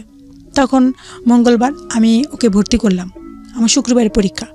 তো আমি ওখানে ভর্তি করলাম। ভর্তি করার পরে টেস্ট দিল, বলতেছে এই টেস্ট আপনি সিএমএস থেকে এই টেস্টগুলি করাবেন। তো সিএমএস থেকে আমি এই টেস্টগুলি করালাম। করানোর পরে টেস্টে ধরা পড়লো যে ওর ফ্যাক্টর 8 যেটা শৈলী, সেটা হচ্ছে শতকরা যেমন 60 থেকে 100 এরকম বা এরকম থাকে, কিন্তু ওর আছে মাত্র 2%। আচ্ছা, ওর শরীরে। তাই এই কারণেই মানে ওর এই সমস্যাটা। তখন এটা যখন ওটার নাম শুনলাম, রোগটার নাম হচ্ছে হিমোফিলিয়া। জি। তখন আমার বাচ্চাটা অনেক কিউট ছিল, অনেক সুন্দর ছিল দেখতে। তখন আমার হাজবেন্ড ওখানে খুব কান্না করলো, অনেক কান্নাকাটি করলো, আমিও করলাম। আমি কিছু খেতে পারতেছি না। মানে রোগটা সম্পর্কে আপনারা আগেই জানতেন? আপনার ভাইয়ের আমি রোগটা ছিল? জানতাম, হ্যাঁ ভাইয়ের ছিল। তখন আমি যখন এই শুনলাম যে এই শিওর এই রোগটাই, তখন বললো যে ওর কোথাও কাটা ছিঁড়ে হলে রক্ত থামবে না, আপনারা সাবধানে রাখবেন, মাথায় যেন কখনো আঘাত না লাগে, তারপরে প্রস্রাবের সাথে ব্লিডিং হলে এটা থামতে চাবে না, অনেক রক্ত পড়বে। এরকম শুনে তখন আমার মানে আর পরীক্ষা দেওয়া হলো না। হিমোফিলিয়া বি সম্পর্কে আপনারা মোটামুটি অবগত হয়েছেন আহনাফের এপিসোডটা থেকে। আহনাফের বয়স মাত্র 6 মাস, এখন 7 মাসে পেরিয়ে 8 মাসে যাচ্ছে, এবং আহনাফের জন্য একটা big amount of help Ramzan মাসে স্টোরিটা প্রচার করা হয়েছিল, আপনারা করেছেন। সেটা সম্পর্কে বিভিন্ন আপডেট আমার এই ইউটিউব চ্যানেলে আছে, ঢাকা এফএমের ইউটিউব চ্যানেলে আছে, আপনারা রেডিওতে জানেন। 6 মাসের বয়স দিয়ে একটা হিমোফিলিয়া বি পেশেন্টকে বোঝানো সম্ভব না। আজকে যে ছেলেটার বয়স 17 বছর, তার মানে উনি জেনেছেন ওনার বয়স যখন 1 মাস বয়স, সেই সময়ে বোধহয় না, কয় মাস বয়স? 1.5 বছর বয়সে জেনেছেন। 16 বছরের যে ফাইটিংয়ের গল্পটা একটা মায়ের, সেই গল্পটা আমরা আজকে এখানে হাইলাইট করছি। কিছুটা আগে থেকেই বলে দিলাম, আমি আপনাদেরকে বিনীতভাবে রিকোয়েস্ট করব যে আজকের এই পুরো গল্পটা শুনবেন আপনারা, যে একজন মা আসলে সন্তানের জন্য কি করে, সেটা হচ্ছে আজকের গল্পের মূল জায়গাটা। জি হ্যাঁ, আমার তখন আমি আর পরীক্ষা দেওয়া আমার হলো না, তা আমি বাসায় চলে আসলাম। যখন এই রোগটা জানতে পারলেন আমার হাজব্যান্ড যে এই রোগটা আর কোনো দিন ভালো হবে না, এই সারা জীবনে এই রোগটা বহন করে নিয়ে যেতে হবে, তখন তার মনটা কেমন যেন একটু হয়ে গেল। তারপরে আবার বাচ্চাটা অনেক সুন্দর ছিল, বাচ্চাটা হাসতো, গলা জড়ায় ধরতো, করতো, আবার ওকে অনেক আদর করতো। সে অনেক মনের দিক দিয়ে সে যথেষ্ট ভালো, আমি তাকে খুব শ্রদ্ধা করি। তারপরে আমি চলে আসলাম গ্রামে, যে আমার পরীক্ষা দিতে হবে। তখন আমার মাস্টার্স পরীক্ষা দিতে হবে। তখন আমি আবার গ্রামে আমার বাবার বাড়িতে চলে গেলাম। ওর খুব কেয়ার রাখতে হবে, খুব ভাবে বাড়ির সবাই খুব সাবধানে রাখতেছে, ওকে খেয়াল করতেছে। আমি পড়াশোনা করতেছি, কলেজে যাচ্ছি, কখনো ওকে নিয়ে যাচ্ছি সাথে করে। তো এভাবে করে আমি পরীক্ষা দিতে হবে, পরীক্ষার প্রস্তুতি নিলাম। পরীক্ষা যখন ওর বয়স যখন 14 মাস, তখন আমার সেকেন্ড বেবি আসে। তো আমার ওই ছেলেটা সিজারে হয়েছে, বড় ছেলেটা। তখন সেকেন্ড বেবি পেটে আসছে, তো আমি বুঝতে পারিনি যে ও পেটে। তখন 1.5 মাস হয়ে গেল, 1.5 মাস না, 1 মাস 5 দিন, 1 মাস 5 দিন। তখন আমার তো সিজারে ছিল, আমার পেটের ভিতরে ব্যথা করতেছে, পেটের এক সাইডে ব্যথা করতেছে, হালকা হালকা ব্যথা করতেছে, আবার কখনো একটু বেশি করতেছে। তখন আমি বুঝতেছি না যে কেন ব্যথাটা। ভাবলাম যে সিজারে হলো, তা আমি কলেজে যাই, একটু পরিশ্রম করি, হাঁটাহাঁটি করি, এই জন্য হয়তো কোনো সেলাইতে কোনো সমস্যা হয়েছে। তখন আমি ওখানে মাদারীপুর সদর হসপিটাল ওখানে চলে গেলাম। ওখানে গিয়ে আমি দেখলাম আমার পেটে কী হয়েছে, আমার পেটের ভিতরে ব্যথা করতেছে, তো সেলাইতে কোনো সমস্যা হলো কিনা। তো বলতেছে তাহলে একটা আলট্রাসোনোগ্রাম করে দেখে বলতেছে আপনার তো কনসেপ্ট হয়েছে, বাচ্চা কনসেপ্ট হয়েছে, এটা বলতেছে তারা। শুনে আমি অবাক হয়ে গেলাম, আমি ওখানে কান্না করে দিচ্ছি। বলতেছি বলেন কি, আমার বাচ্চা হিমোফিলিয়া, আমার বড় ছেলে হিমোফিলিয়া, আর এখন আবার বাচ্চা কনসেপ্ট। তারপরে আমার 14 মাস বয়স, ও তো আমার বুকের দুধ খাচ্ছে, আর ও তো অন্য খাবার তেমন একটা খেতে পারে না, ও বুকের দুধ খাবে, তাহলে ও বাঁচবে কীভাবে। আমি খুব কান্না করতেছি যে আমার কনসেপ্ট পরীক্ষা চলতেছে। তখন না টেলিফোনের ছিল, আমার হাজব্যান্ড ছিল ঢাকায়। তখন আমি তাকে ফোন দিলাম, বললাম যে শীত তখন বললাম যে তুমি তাড়াতাড়ি চলে আসো বাড়িতে, ডাক্তার এই কথা বলছে, আমি এখন কি করব। আমার ছেলেকে দেখলেই কান্না আসে, ওর না জানি কত কষ্ট হবে। তা বলতেছে, পরে সে চলে আসার পর তখন আমার মাস্টার্সের প্রথম পরীক্ষা দিয়ে ওই মাদারীপুরে ওখানে নাজিমুদ্দিন কলেজে আমাদের পরীক্ষাটা হয়েছে। তো ওই পরীক্ষা দেওয়ার পরেই, পরীক্ষা শেষ হওয়ার পরে সে আবার যেই ম্যাডামের কাছে আমার সিজার হলো, ওই ম্যাডামের কাছে নিয়ে গেছে ডাক্তার। নিয়ে যাওয়ার পরে তখন সে দেখে বলতেছে কি যে শোনেন, প্রথম বাচ্চা হিমোফিলিয়া হলে সেকেন্ড বাচ্চাও যে হিমোফিলিয়া হবে এমন কোনো কথা নেই, কারণ পরবর্তী বাচ্চা অনেকে জানে যে পরবর্তী বাচ্চাগুলি ভালোও হয়। যেহেতু আপনি প্রথম বাচ্চাটা অসুস্থ, আল্লাহ হয়তো এই বাচ্চাটা আপনাকে সুস্থ বাচ্চাও দিতে পারে, আপনি বাচ্চাটা ফালায়েন না। যেহেতু আপনার কয়দিন আগে সিজার গেল, তা আপনি বাচ্চাটা রেখেই দেন। কে বলেছে এটা? ডাক্তার বলছেন। আচ্ছা, বাচ্চাটা রেখে দেন। এখন একটা করলে আপনি হয়তো সেলাইতেও সমস্যা হতে পারে, বা আপনার অন্য কোনো সমস্যা হতে পারে, আপনি বাচ্চাটা রেখে দেন, ফালায়েন না। তো বলছে পর তারপরে আমরা রেখে দিলাম। পরবর্তী ওই বাচ্চাটা যখন হলো, ওটাও সিজারে হলো, হওয়ার পরে ওর আব্বু আবার ঢাকায় চাকরি বলতে আমার ভাসুরের একটা রেস্টুরেন্ট ছিল ধানমন্ডিতে, তো ওইখানে আর কি দেখাশোনার কাজ করতেন। আচ্ছা, তো আপনি তখন গ্রামের বাড়িতে থাকতেন, শ্বশুর বাড়ি কোথায় ছিল? বাবার বাড়িতে থাকতেন। আমার শ্বশুর বাড়িটা একদমই গ্রামের দিকে, সেখানে আশেপাশে কোনো ডাক্তার পাওয়া যায় না। তা আমি পড়াশোনা যেহেতু চলতেছে তখন আমার বাবার বাড়িতেই ছিলাম। আমার বাবার বাড়ি অজপাড়াগা যেটা বলে, হ্যাঁ অজপাড়াগা। আর আমার শ্বশুর বাবার বাড়িটা হলো টুপুর পাড়ে, আর হচ্ছে কলেজটাও কাছে, কলেজে যেখানে পড়াশোনা করতাম। সেকেন্ড বেবিটা তখন হওয়ার পরে আমি, ওর বয়স যখন 6 মাস, ও হামাগুড়ি দিচ্ছে।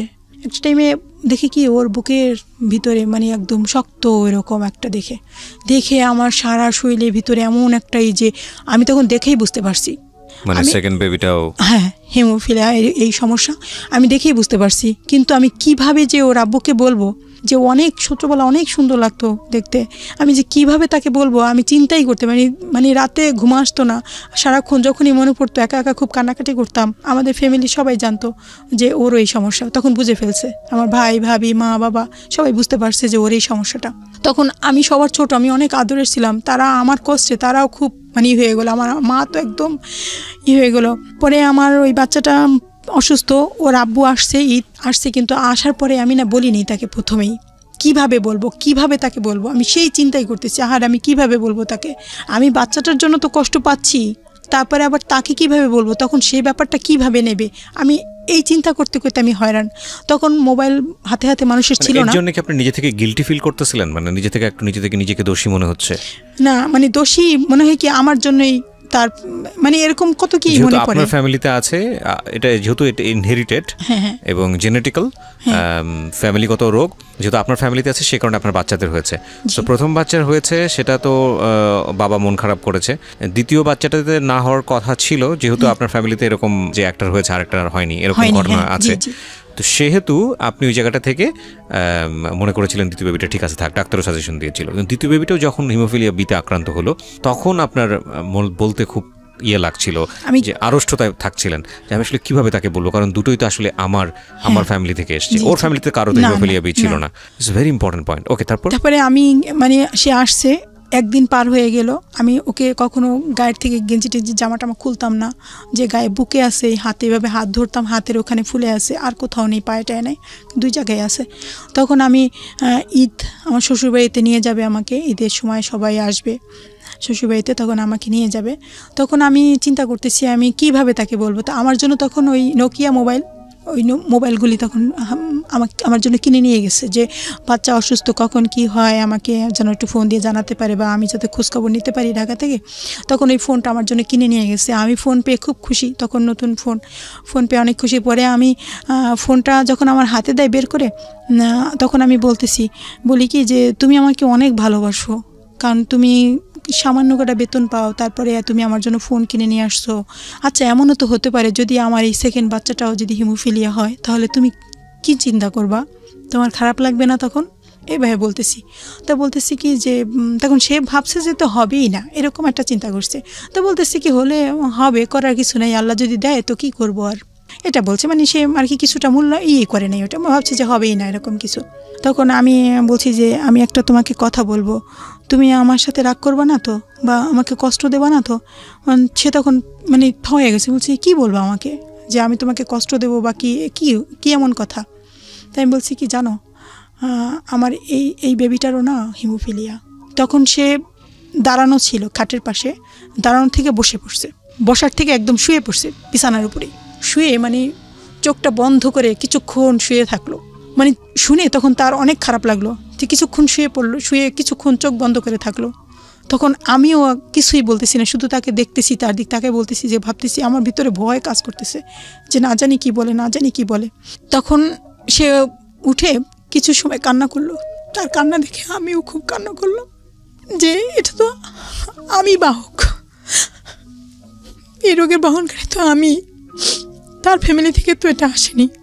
তখন আমি অনেক কান্না করলাম। তখন আবার সে কান্না থামে আমাকে সান্ত্বনা দিচ্ছে যে থাক, তুমি কান্না করো না, আল্লাহ ভরসা, আল্লাহ আমাদের দিচ্ছে, আল্লাহই সাহায্য করবে আমাদের। এটা সে একটু রাগী টাইপের, আমাকে যখন বুঝায়, সান্ত্বনা দেয়, ভালোবাসে, অনেক বাসে, যখন একটু সামান্য একটু রাগ করে তখন মনে হয় যে কি একটা দুর্ঘটনা ঘটে যাবে, অনেক রাগ, যা পাবে হাতের কাছে ভাঙচুর করে একদম, মানে অনেক রাগ তার। আবার অনেক ভালোবাসে, যে আহারে রাগ করছি বা কিছু, সে আমার সাথে রাগ করলে কখনোই আমি প্রতিবাদ করতাম না। যখন রাগ করতাম আস্তে সামনের থেকে চলে যেতাম, গিয়ে হয়তো রান্নাঘরে বা বারান্দায় কোথাও গিয়ে চুপ করে দাঁড়িয়ে থাকতাম। আমার সামনে থাকলে হয়তো একটু বেশি রাগ করবে, তাই একটু সামনে থেকে সরে গেলে হয়তো রাগটা কমবে, তাই আমি সরে যেতাম। কখনোই তার প্রতি উত্তর করতাম না, রাগ করতাম না, কিছুই করতাম না। তো একটা টাইমে যখন এই সমস্যাটা, তখন আমি শ্বশুরবাড়িতে গিয়ে থাকবো, আমার পড়াশোনা শেষ, মাস্টার্স কমপ্লিট হয়েছে, এখন আমি শ্বশুরবাড়িতে থাকবো, কিন্তু সেখানে তো আমার বাচ্চা 2 ছেলের এই সমস্যা। আমি হসপিটালে যাব কিভাবে, ডাক্তার পাবো কোথায়, ইঞ্জেকশন কিভাবে দেব, বা ইঞ্জেকশন এই ঢাকার থেকে সেই ইঞ্জেকশন গাড়িতে পাঠিয়ে দিত। কখনো হয়তো দাঁত উঠছে তখন হয়তো পড়ে গেছে, ওই দাঁতটা ঠোঁট কেটে গেছে, এমন রক্ত ঝরতেছে যে অঝরে রক্ত পড়তেই আছে, রক্ত থামে না, যতক্ষণ হাত দিয়ে চাপ দিয়ে ধরি ততক্ষণ। আবার জিব্বা কেটে যায়, জিব্বা তো চাপ দিয়ে ধরতে পারি না, আঙ্গুলের উপর কামড় বসাই দেয়, জিব্বা চাপ দিয়ে ধরতে পারি না, রক্ত পড়তেছে তো পড়তেই আছে। ঢাকা থেকে সেই ইঞ্জেকশন গাড়িতে পাঠিয়ে দেয়। একবার লঞ্চ, মানে ফেরি আটকায় গেল নদীতে, ফেরি যাচ্ছে না, সেই ইঞ্জেকশন ওই ড্রাইভারের কাছে ইঞ্জেকশন দিয়ে দিছে, আমরা ওখানে স্ট্যান্ডে দাঁড়িয়ে থেকে ইঞ্জেকশনটা নিয়ে নেব। কি গাড়ি, কত নম্বর গাড়ি, আমরা রাস্তায় দাঁড়িয়ে থাকতাম ওখানে, তাও ইঞ্জেকশনটা নিয়ে আমি ওখানে ডাক্তারদের দিয়ে পুশ করে দিতাম। তাই এখানে যে ব্লাডের যে সাদা অংশ, প্লাজমা যেটা বলে, প্লাজমাটা দিলে যে ওটা চিকিৎসা, এটা আমরা তখন জানতাম না, শুধু ইঞ্জেকশনটাই জানতাম। সেই ইঞ্জেকশনটা ছিল 4800 টাকা দাম ওই সময়। তা আমার হাজব্যান্ড 4000 টাকা বেতন পেত তখন। আমার ভাসুরে তাকে একটা বেতন ধার্য করে দিয়েছিল 4000 টাকা, আর খাবে থাকবে। কিন্তু ওই আমার ভাসুরে কিছু দিত, এ দিত, ও দিত, এইভাবে করে কোনো মতে ইঞ্জেকশন ম্যানেজ করে তারপরে সে পাঠিয়ে দিত। সংসারের বাকি বিষয় তো বাদই দিলাম, 4000 টাকা হচ্ছে বেতন, 4800 টাকা হচ্ছে একটা ইঞ্জেকশনের দাম, দুটো বাচ্চার হিমোফিলিয়া বি। কটা ইঞ্জেকশন লাগতো মাসে? সেটা মানে একবার তো, মানে আমার মেজর ছেলেটা, ও যখন, এটা কি কোনো ফিক্সড কোনো কিছু আছে যে এই কয়টাই লাগে ইঞ্জেকশন, নাকি শুধুমাত্র সিচুয়েশন যখন খারাপ হয় তখন দিতে হয়? হ্যাঁ, যখন খারাপ হবে তখনই, মানে এটা একটু স্টকে রাখতে হয়, মানে যে কোনো সময় এটা লাগতে পারে? এটা একদম সব সময় একটা ফ্রিজে একটা ইঞ্জেকশন রেখেই দিতে হয়, যে কখন কি দুর্ঘটনা ঘটে এই জন্য। আচ্ছা, তখন ওর থেকে টাকা নিয়ে তারপরে ইঞ্জেকশন, তাও ইঞ্জেকশন সচরাচর পাওয়া যেত না। এই লাস্ট ফর্মা এখানে ওইখানে, এই হসপিটালে ওই হসপিটাল, মানে পিজি হসপিটালের সামনে যে ওই যে ঔষধের দোকানগুলি, ওখানে ধানমন্ডিতে বিভিন্ন জায়গায় খোঁজ করতে, পাওয়া যেত না, খুঁজে তারপরে যদি পাইতো তো ওইটা পাঠিয়ে দিত। তো ইঞ্জেকশনটা পাঠিয়ে দেওয়ার পরে ওই ইঞ্জেকশন আমি পুশ করতাম। একবার ও হাঁটতেছে উঠান দিয়ে, তখন মুরগির বাচ্চা নিয়ে হাঁটতেছে, মুরগি, তো ও তো আর বোঝে না যে মুরগির বাচ্চা ধরলে কি হবে। তো মুরগির বাচ্চাটা ধরতে গিয়ে তখন ও ধরতে গেছে, তখন মুরগিতে এসে ওর গায়ে এভাবে ছোবল মারছে। পরে ও হা করে চিৎকার করছে, ওর দাঁতের পাশে এসে মুরগিতে একটা ঠোকর মারছে। পরে ওই দাঁতটা নড়ে গেছে। তখন ওর বয়স 1 বছর, দাঁতটা নড়ে গেছে। তখন ওই ইঞ্জেকশন দেওয়ার পরে রক্ত থামছে, কিন্তু আবার জিব্বা দিয়ে তখন দাঁতটা আবার কি করতেছে, তখন ওখান দিয়ে আবার ব্লিডিং শুরু হয়েছে, আবার রক্ত পড়া শুরু হলো। আবার সেই ইঞ্জেকশন দিতে হলো দ্বিতীয়বারে। তো 4800 টাকা একটা ইঞ্জেকশন, তারপরে আর একটা ইঞ্জেকশন। তখন কি করব? তখন আমার মা দিয়েছে, মানে বোন দিয়েছে, মানে এমন করে টাকা ম্যানেজ করে আবার আর একটা ইঞ্জেকশন দিলাম। এমন করে তারপরে 7ম দিনে আবার ব্লিডিং শুরু, আবার রক্ত পড়া শুরু হলো ওই দাঁত দিয়ে। ওইটার দাঁতটা হতে না হতেই, মানে ছোট মানুষ, ও জিব্বা দিয়ে নাড়া দিছে, আবার রক্ত পড়া শুরু হয়ে গেছে। তখন একটা পর্যায়ে কি করব, মানে ওর স্বাস্থ্য অনেক ভালো ছিল, আর ওর ভেইনও পাওয়া যেত না, ইঞ্জেকশনটা পুশ করতে অনেক কষ্ট হতো ওর। তখন ওকে ঢাকায় নিয়ে আসলাম। ঢাকায় নিয়ে এসে ওকে পিজি থেকে আবার টেস্ট করলাম। ওই টেস্ট করে ওই টেস্ট দিল, ওই টেস্ট করা হলো যে ওর পার্সেন্ট কত আছে, 1.7 ছিল ওর, আমার ওই বাচ্চার থেকেও কম। তো টেস্ট করার পরে তখন ওই ইঞ্জেকশন দিল, মানে ইঞ্জেকশন দেওয়ার পর তৃতীয় ইঞ্জেকশনটা দেওয়ার পরে তারপরে কিছুদিন মানে খুব সতর্কতার সাথে আস্তে আস্তে ওই জায়গাটা শুকিয়ে গেলো, ঔষধ খেলো, তারপরে ভালো হলো। পরে সিদ্ধান্ত নিল যে ওই সময় আমি কিছু জমি, আমার বাবা, এর আগে আমার বাবা মারা গেছেন, তার 3 মাস আগে বাবা মারা গেছেন ওই সমস্যার আগে। তখন আমার ভাই, মা, তারপরে সবাই বলছে যে তোমার শ্বশুরবাড়িতে একদম গ্রামের দিকে, অজপাড়া গায়ে, তো এখানে কিছু জায়গা দিয়ে এখানে একটু ঘর তোলো, এখানেই থাকো, আমাদের এখানেই থাকো। পরে আমাদের বাবার বাড়িতেই মানে একটু জায়গা দিছে যে ঘর তোলার জন্য। তখন ওখানে আমার বাবার যে কিছু জমি, ওই জমিটা আবার বিক্রি করতে বললো, আমি যে একটা অংশ পাবো ওখানে ধানের জমিটা, ওই জমিটা বিক্রি করে ওখানে আর কি একটা ঘর তুললাম। তো ঘর তুলে ওখানেই আমি ছিলাম। তো এর মাঝে আবার আমার সেজ বোনের যে হিমোফিলিয়া পেশেন্ট ছিল, তার সেজ বোনের ছেলের এক ছেলে হিমোফিলিয়া, কিন্তু তার হাজব্যান্ডে স্বাভাবিকভাবে জিনিসটা মেনে নেয়নি। আমার ছেলের এরকম সমস্যা হচ্ছে, আমার দ্বিতীয় ছেলেরও এরকম সমস্যা, প্রথম ছেলের সমস্যা। তখন সে ভাবছে যে আমার ছেলের সমস্যা, আমি আবার বেবি নিলে আবার ওই ছেলেরও এই সমস্যা হবে। এটা চিন্তা করে সে বিবাহ করলো গোপনে, সে কারো কাছেই বলেনি। বিবাহ করলো, বিবাহ করে তারপরে আমার বোনকে ডিভোর্স লেটার পাঠিয়ে দিল। আমার সেজ বোনকে ডিভোর্স লেটার পাঠানোর পরে আমার সেজ বোনটা করলো কি, ওই ডিভোর্স লেটার পাঠানোর পরেই ও ওর বাচ্চা সহ ও শ্বশুরবাড়ি থেকে চলে আসছে সরাসরি আমার বাসায়, আমার কাছে আসছে। আচ্ছা, ওই এসে বাচ্চাকে সাথে করে নিয়ে, হ্যাঁ, বাচ্চাটাকে সাথে করে আমার বাসায় চলে এসে খুব কান্নাকাটি করতেছে। আমার মেজ বোন আসছে, বড় বোন সব আমার বাসায় আসছে।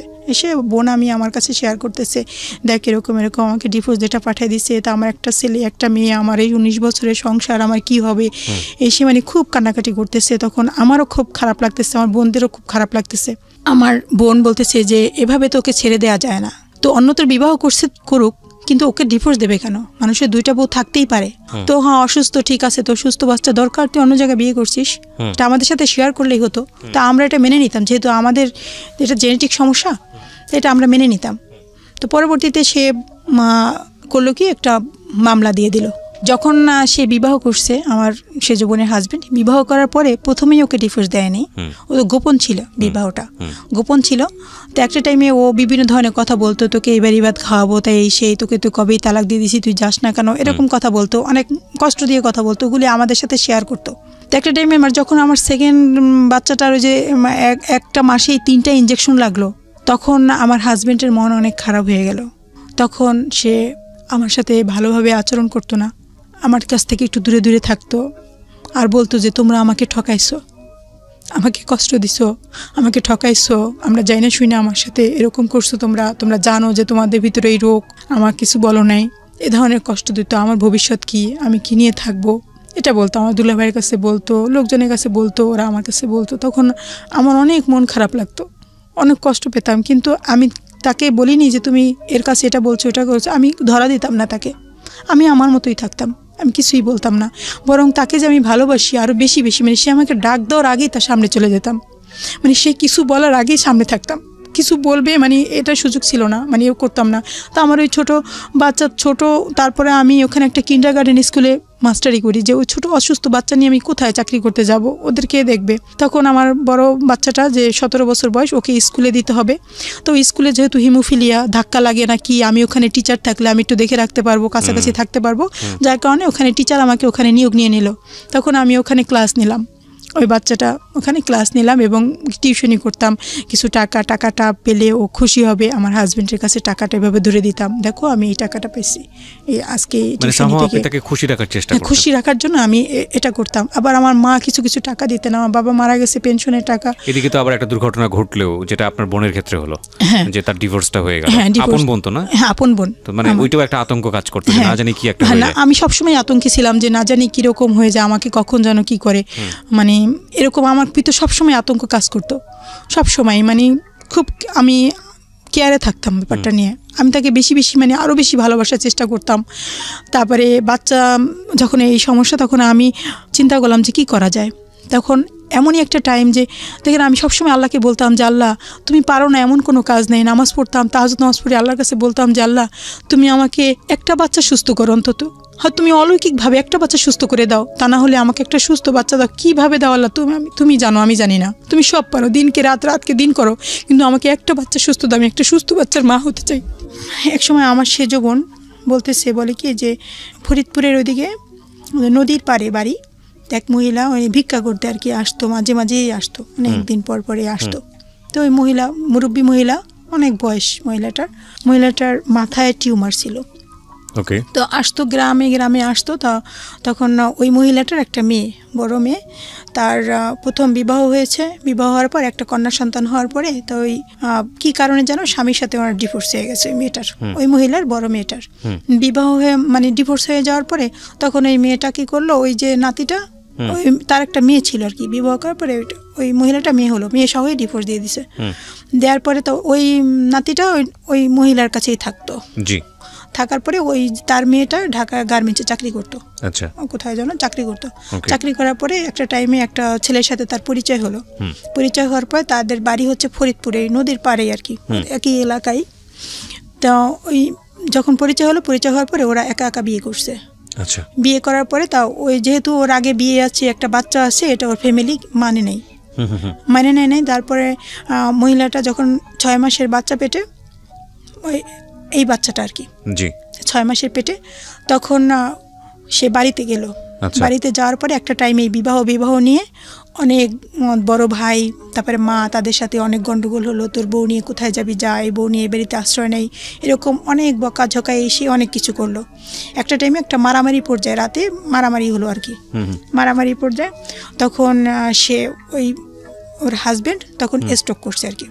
স্ট্রোক করে তখন হসপিটালে নিয়ে গেছে। হসপিটালে নিয়ে যাবার একদম একটু মানে নিয়ে যাবে আর 2-3 মিনিট হলেই হয়তো হসপিটালে পৌঁছে যাবে, এই মুহূর্তে আর কি গাড়িতে বসে মারা গেছে। আচ্ছা, ওই মহিলার হাজব্যান্ড মারা যাওয়ার পরে তখন ওই মহিলাটা এখন বাচ্চা পেটে, এখন সে জীবিত থাকতেই মানে নাই, এখন তো আর কোনো মানার প্রশ্নই ওঠে না, এখন কি করবে। তখন ও একা একা বিবাহ করছে, আবার এই স্বামী মারা গেল এদিকে। তখন ওই যে ওর বাবার বাড়ির দিকে কেউকে মানে মহিলা জানাবে না যে তার এরকম হয়েছে, এক একজন এক এক কথা বলবে, এই বাচ্চা কোথা, স্বামী দেখলাম না, তার বাচ্চা আসলো থেকে, মানে এরকম কিছু বলবে। এই জন্য ওই গার্মেন্টসে ঢাকায় যে থাকতো, এখন সে সরাসরি ওই মহিলাটা, যে বৃদ্ধ মহিলাটা, সে তার বাড়িতে নিতে চাচ্ছে না। ওরা গরিব, খুব ছোট একটা ঘর। তখন উনি ভিক্ষা করতো আর এক একজনের কাছে বলতো যে আমার মেয়েকে একটু সাহায্য করবেন, আমার মেয়ের বাচ্চা পেটে আর 2 মাস আছে, বাচ্চা হবে, এখন মেয়েটাকে আমি কোথায় রাখবো, কার কাছে রাখবো। তখন আমার বোন বললো কি যে তাহলে আপনি একটা কাজ করেন, আমার কাছেও সংবাদটা আসছে। আসার পরে আমার হাজব্যান্ডকে বলতেছি কি একটা মহিলা এরকম বাচ্চা পেটে, সে কিছু সাহায্য চাইতেছে, তার বাচ্চাটা ডেলিভারি হবে, হাজব্যান্ড মারা গেছে 6 মাসের পেটে থাকতে। তখন এই মহিলাটা এখন কিছু সাহায্যের জন্য বলতেছে, আপা তা আমি কি করব। তা বলতেছি কি তুমি আপাকে বলো যে একটা টাইমে বাসায় এসে কিছু চাল বা টাকা টুকা যা থাকে একটু কিছু যা পারো তুমি দিয়ে দাও, মানে কেউ যদি সাহায্য চায় কিছু না কিছু দিতে হয়, তা তুমি যা পারো দাও কিছু। তারপরে আমি ওটা দিলাম। দেওয়ার পরে আমার বোনের সাথে আমি বলি কি যে আচ্ছা ওই মহিলাটা বলছে যে বাচ্চাটা কাউকে দিয়ে দেবে ডেলিভারি পরে আমি আমার বোনের সাথে শেয়ার করতেছি, বড় বোনের সাথে, যে আপা এই বাচ্চাটা যে দিয়ে দেবে, আচ্ছা এই বাচ্চাটা আমরা রাখতে পারি না, আমার তো 2 ছেলের হিমোফিলিয়া, এই বাচ্চাটা যদি আমরা রাখি তাহলে ভালো হয় না। তা আমার হাজব্যান্ডের কথা বলতেছে, আল্লাহ, ও যে রাগী মানুষ, ও কি জীবনও মানবে, তা সে কখনো মানবে না।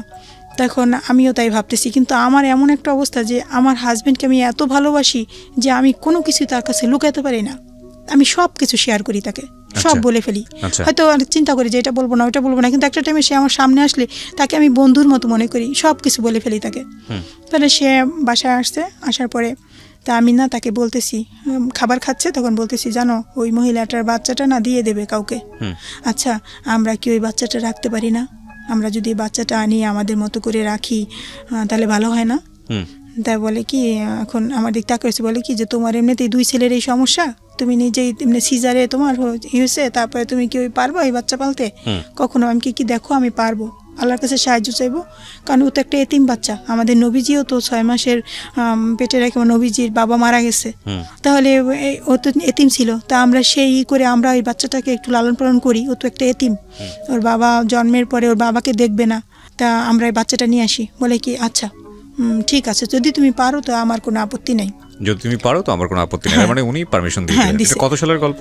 এটা হচ্ছে 12 সালের, 2012 সালের গল্প। তখন আপনার ঘরে আপনার 2টো বাচ্চা, দুটোই হিমোফিলিয়া বিতে আক্রান্ত। বড় বাচ্চার নাম কি? শরীফুল ইসলাম সিয়াম। আর মেজোটার? সোয়াইবুল ইসলাম সওয়াল। আর তৃতীয় যেটা আপনি দত্তক নিয়ে নিলেন, ওর নাম কি? রাফিন ইসলাম। রাফিন ইসলাম। তার মানে ওনাকে আপনি দত্তক নিলেন একদম লিখিতভাবেই? হ্যাঁ। পরে ওই মহিলাটা আমার বোনের বাসায় নিয়ে আসছে থাকার জন্য, এখন তো স্থান দরকার, আমার বোনের বাসায় নিয়ে আসছে। বোন ওকে খাওয়াই দাওয়ায় মানে যত্ন করতেছে যে ডেলিভারি হবে। তো একটা টাইমে ও নিয়ে আসছে, মানে লিখিত একটা স্টাম্প, ওটা নিয়ে আসা ওই মানে ওই মহিলাটার মা, উনি দুজনে, ওনার তো স্বামী নেই, মারা গেছে। পরে আসা স্টামে লিখিত যে আমার পেটে ছেলে হোক বা মেয়ে হোক, যে বাচ্চাই হোক, আমি অমুককে এটা দান করে দেব। তো আপনার ঘরেই তারপরে এই বাচ্চাটা আছে। এটার অত বড় লেন্দি স্টোরিতে আমরা নাই বা গেলাম। আমরা যতটুকু জানি যে ও আপনার ঘরে এখন আছে। বাচ্চার নামটা কি? রাফিন ইসলাম। রাফিন ইসলাম। এই তিনজনই আজকে এখানে এসছে। জি। এবং এখানে একটা কথা না বললেই নয়, যারা দর্শক আছেন এই ভিডিওতে, যারা দেখছেন ইউটিউবে, রাফিন এখন পর্যন্ত জানে না যে সে দত্তক, এবং এনাদেরকেই তিনি বাপ মা হিসেবে জানেন। তো ভিডিওর যে পার্টে আমরা তাকে প্রেজেন্ট করব, আমরা ওইভাবেই তাকে প্রেজেন্ট করব। সো প্লিজ এটা একটু আপনারা খেয়াল রাখবেন। শুধু সিচুয়েশন বোঝানোর জন্য আপনাদের সামনে পুরো পরিবারের পুরো বিষয়টা এখানে উপস্থাপন করা হচ্ছে, যাতে করে কোনো বিষয় গোপন না থাকে আপনাদের কাছে। এবং দিন শেষে আপনাদেরই একটা বলা যেতে পারে নিজের জায়গা থেকে একটা চিন্তাভাবনার বিষয়ে আসা উচিত, সেটাও আমরা বলবো।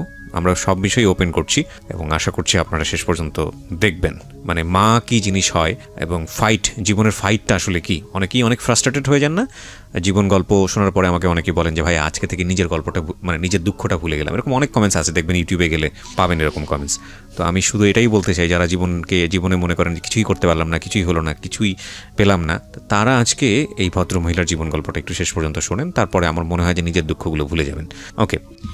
রাফিনের সেটা তখন হসপিটালে ডেলিভারি হলো, আমার বোন হসপিটালে নিয়ে গেল, নেওয়ার পর তারপরে আমি যে স্টামে লিখিত করলাম মানে ডেলিভারির আগে 5 দিন আগে, তখন আমি বললাম যে দেখেন এই যে তো আপনার বাচ্চাটাকে দান করে দিছেন, এই বাচ্চাটা আমি আপনার পিছনে খরচ হয়েছে, কিছু টাকা পয়সা, আবার ডাক্তার দেখানো হয়েছে, এগুলি থাক, কোনো সমস্যা নাই, এগুলো আপনার বাচ্চা যেহেতু আপনি নিয়ে যান, আপনি নিয়ে আপনিই রাখেন, আমার যে খরচটা হয়েছে এই জন্য আপনি কোনো কিছু দিলেন যে খরচ করছি এখন আমি দেবো না, এরকম কিছু, আপনার বাচ্চা যেহেতু আপনি নিয়ে যান ডেলিভারি পেয়ে, আমার কোনো আপত্তি নেই, আমি এখনও স্টাম্প ছিঁড়ে ফেলাই দিই, আমি স্টাম্প রাখবো না।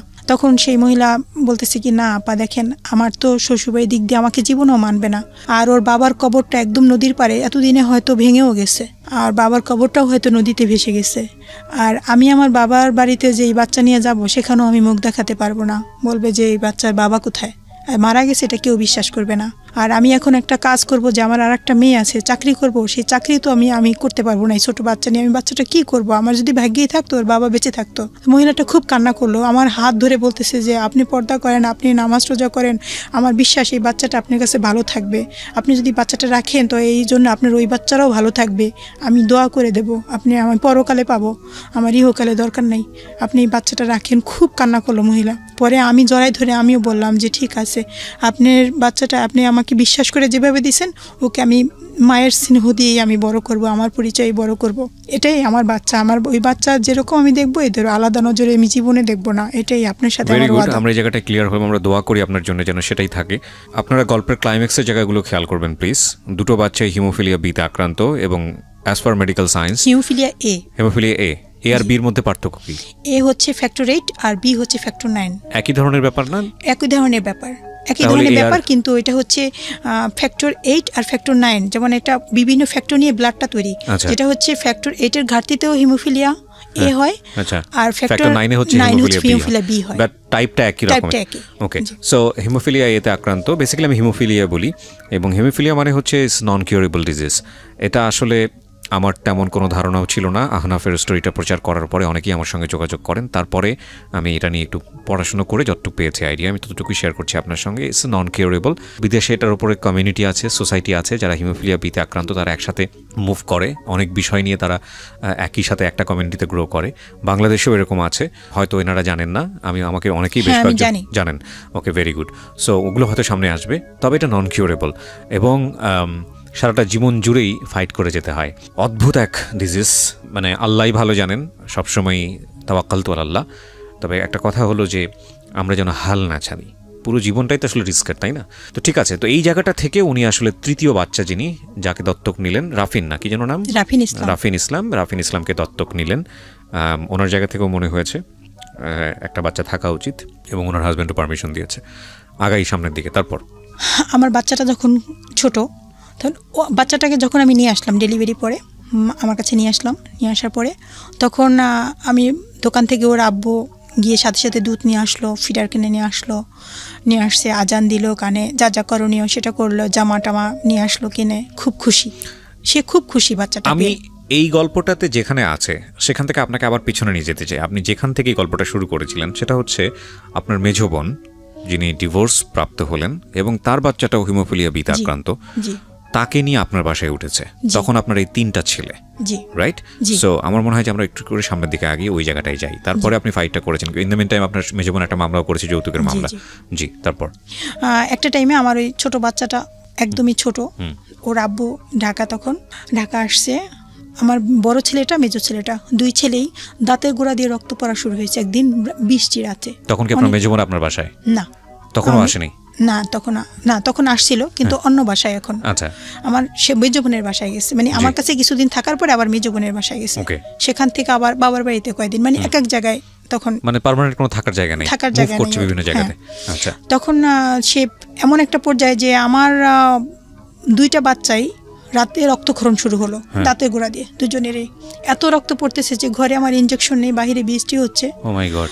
আমি ছোট বাচ্চাটা তখন অনেক 1.5 মাস 1 মাস 17 দিনও অনেক অসুস্থ, আমার 2 বাচ্চা।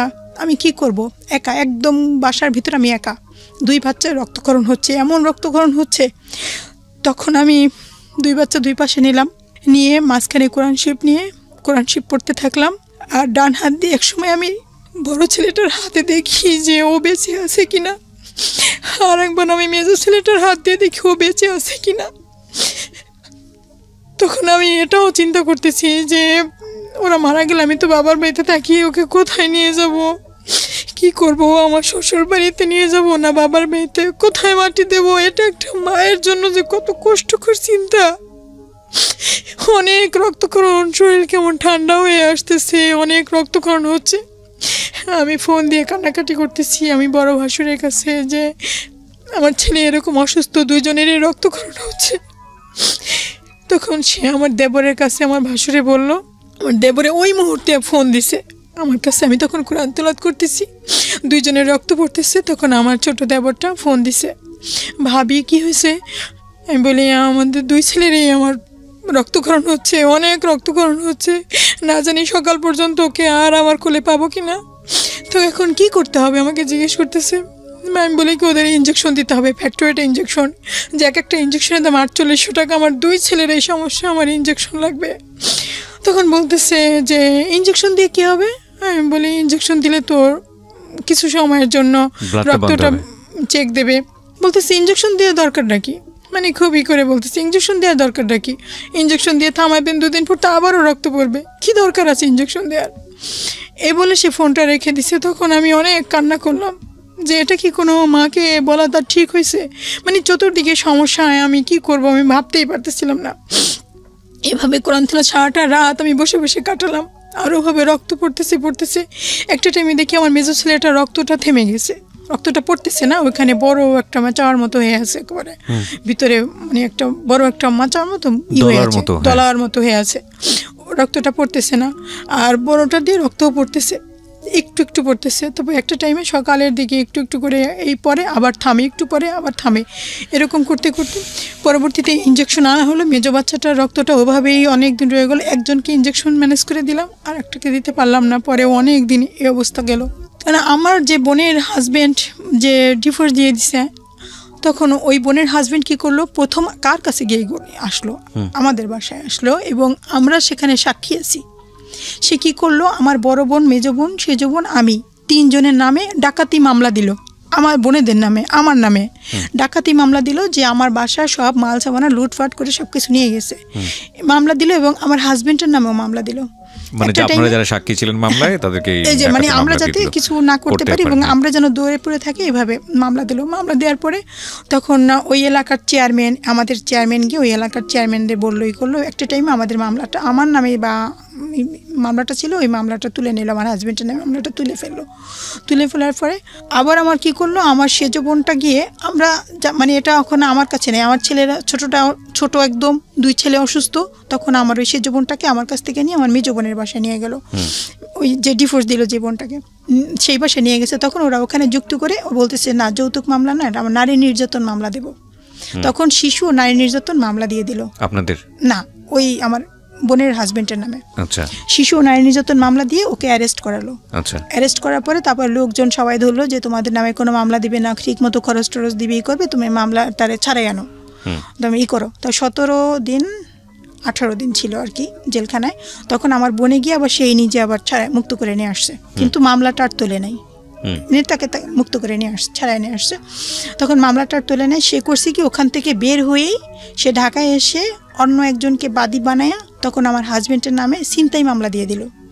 ছিনতাই মামলা দিয়ে আমার হাজব্যান্ডের নামে দিল, আর 2 জন বেনামি 2 জন দিয়ে তাকে 1 নম্বর আসামি বানায় তার নামে ছিনতাই মামলা দিয়ে দিল। মামলা দিয়ে রমজান মাস প্রথম রোজা, তখন রাত্র 2:30 বাজে। ওই সময় আমার দরজা নক করতেছে। কে? বলতেছে আমরা থানা থেকে আসছি, আপনার নামে মামলা আছে, আপনি দরজাটা খোলেন।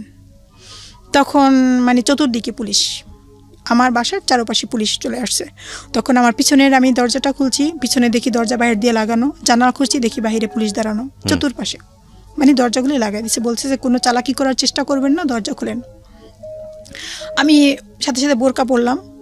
বোরকা পরে তখন আমি আমার হাজব্যান্ডকে বলছি যে তুমি সেহরি খাও, প্রথম রোজা সেহরি খাবে, তুমি সেহরি খাও।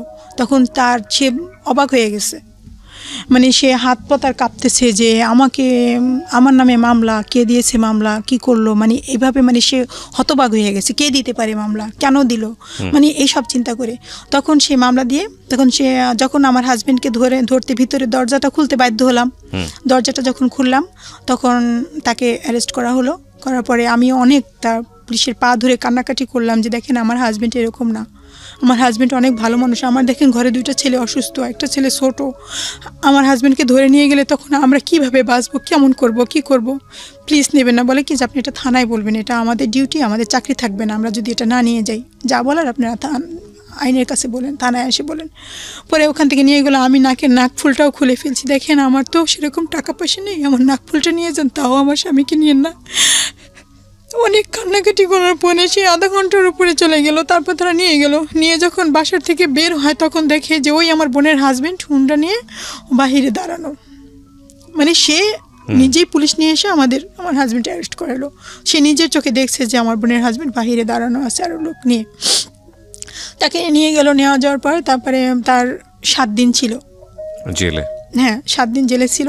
তখন আমি তো দিন রাত শুধু কান্নাকাটি করতেছি যে এবারে আমাকেও ডিভোর্স দিয়ে দেবে সে এসে। এক হিমোফিলিয়া অসুখকে কেন্দ্র করে ফ্যামিলির মধ্যে কি চলছে আপনারা একটু চিন্তা করে দেখেন। ওনার মেজো বোনের যদি এই হিমোফিলিয়া বিটা না থাকতো ওনার বাচ্চার, তাহলে হয়তো ডিভোর্সটা হতো না। এবং এনার যে 2 বাচ্চাটা, সেই হিমোফিলিয়া যদি না থাকতো তাহলে হয়তো ওনার বাবাকে, মানে ওনার হাজব্যান্ড, মানে যিনি এখানে এসেছেন শারমিন, তার হাজব্যান্ডকে হয়তো এরকম বিপদে না পড়তে হতো না। মানে এই একটা অসুখকে কেন্দ্র করে এই পুরো ফ্যামিলিতে কি ভয়ঙ্কর রকমের ঘটনাগুলো ঘটে যাচ্ছে। ওকে, তারপর যখন তাকে 7 দিন পরে তখন তার যখন হয়ে আসলো, সে ওখানে তখন আমাদের ভুরঘাট, মানে আমাদের ওই এলাকায় একটা ক্লিনিক ছিল, ওখানে চাকরি নিল। ঢাকার থেকে গিয়ে ওই হোটেলে তখন বন্ধ হয়ে গেল, ওখানে গিয়ে একটা চাকরি নিয়েছে। তো চাকরি নেওয়ার পরে তখন ওখানে প্রতিদিনে তার হাজিরা খাতায় তার স্বাক্ষর আছে। তা হাজিরা খাতার সেই বইয়ের পৃষ্ঠাগুলি ফটোকপি করে তারপরে সব করে ঢাকার মামলা, সে ওই সময় ঢাকায় সে কি করে এয়ারফোর্ট ছিল ওই টাইমে, তো সে এখানে চাকরিগুলো এভাবে বিভিন্ন দেখে তাকে জামিন করানো হলো। 7 দিন পরে নিয়ে গেলাম। আমি তো ভয়ে অস্থির যে আজকে আমাকে মেরেই ফেলবে, না জানি কি হয়। তো ওই দিন আমাকে কিছুই সে বলে নাই, ধীরে ধীরে বলা শুরু করলো। মানে আর নিতে পারতেছিল না বেসিক্যালি উনি, যে এত চাপ কেন আসবে মানসিকভাবে, মানে তোমার একটা হচ্ছে সন্তানের জন্য হচ্ছে, আর একটা তোমার বোনের জন্য হচ্ছে। এটা হচ্ছে আমার শ্বশুরবাড়ির দিক থেকে একদম মানে যতটুকু আমার প্রতি ছিল, আর এখন এই মামলার পরে তাদের মান সম্মানে হানি হয়েছে।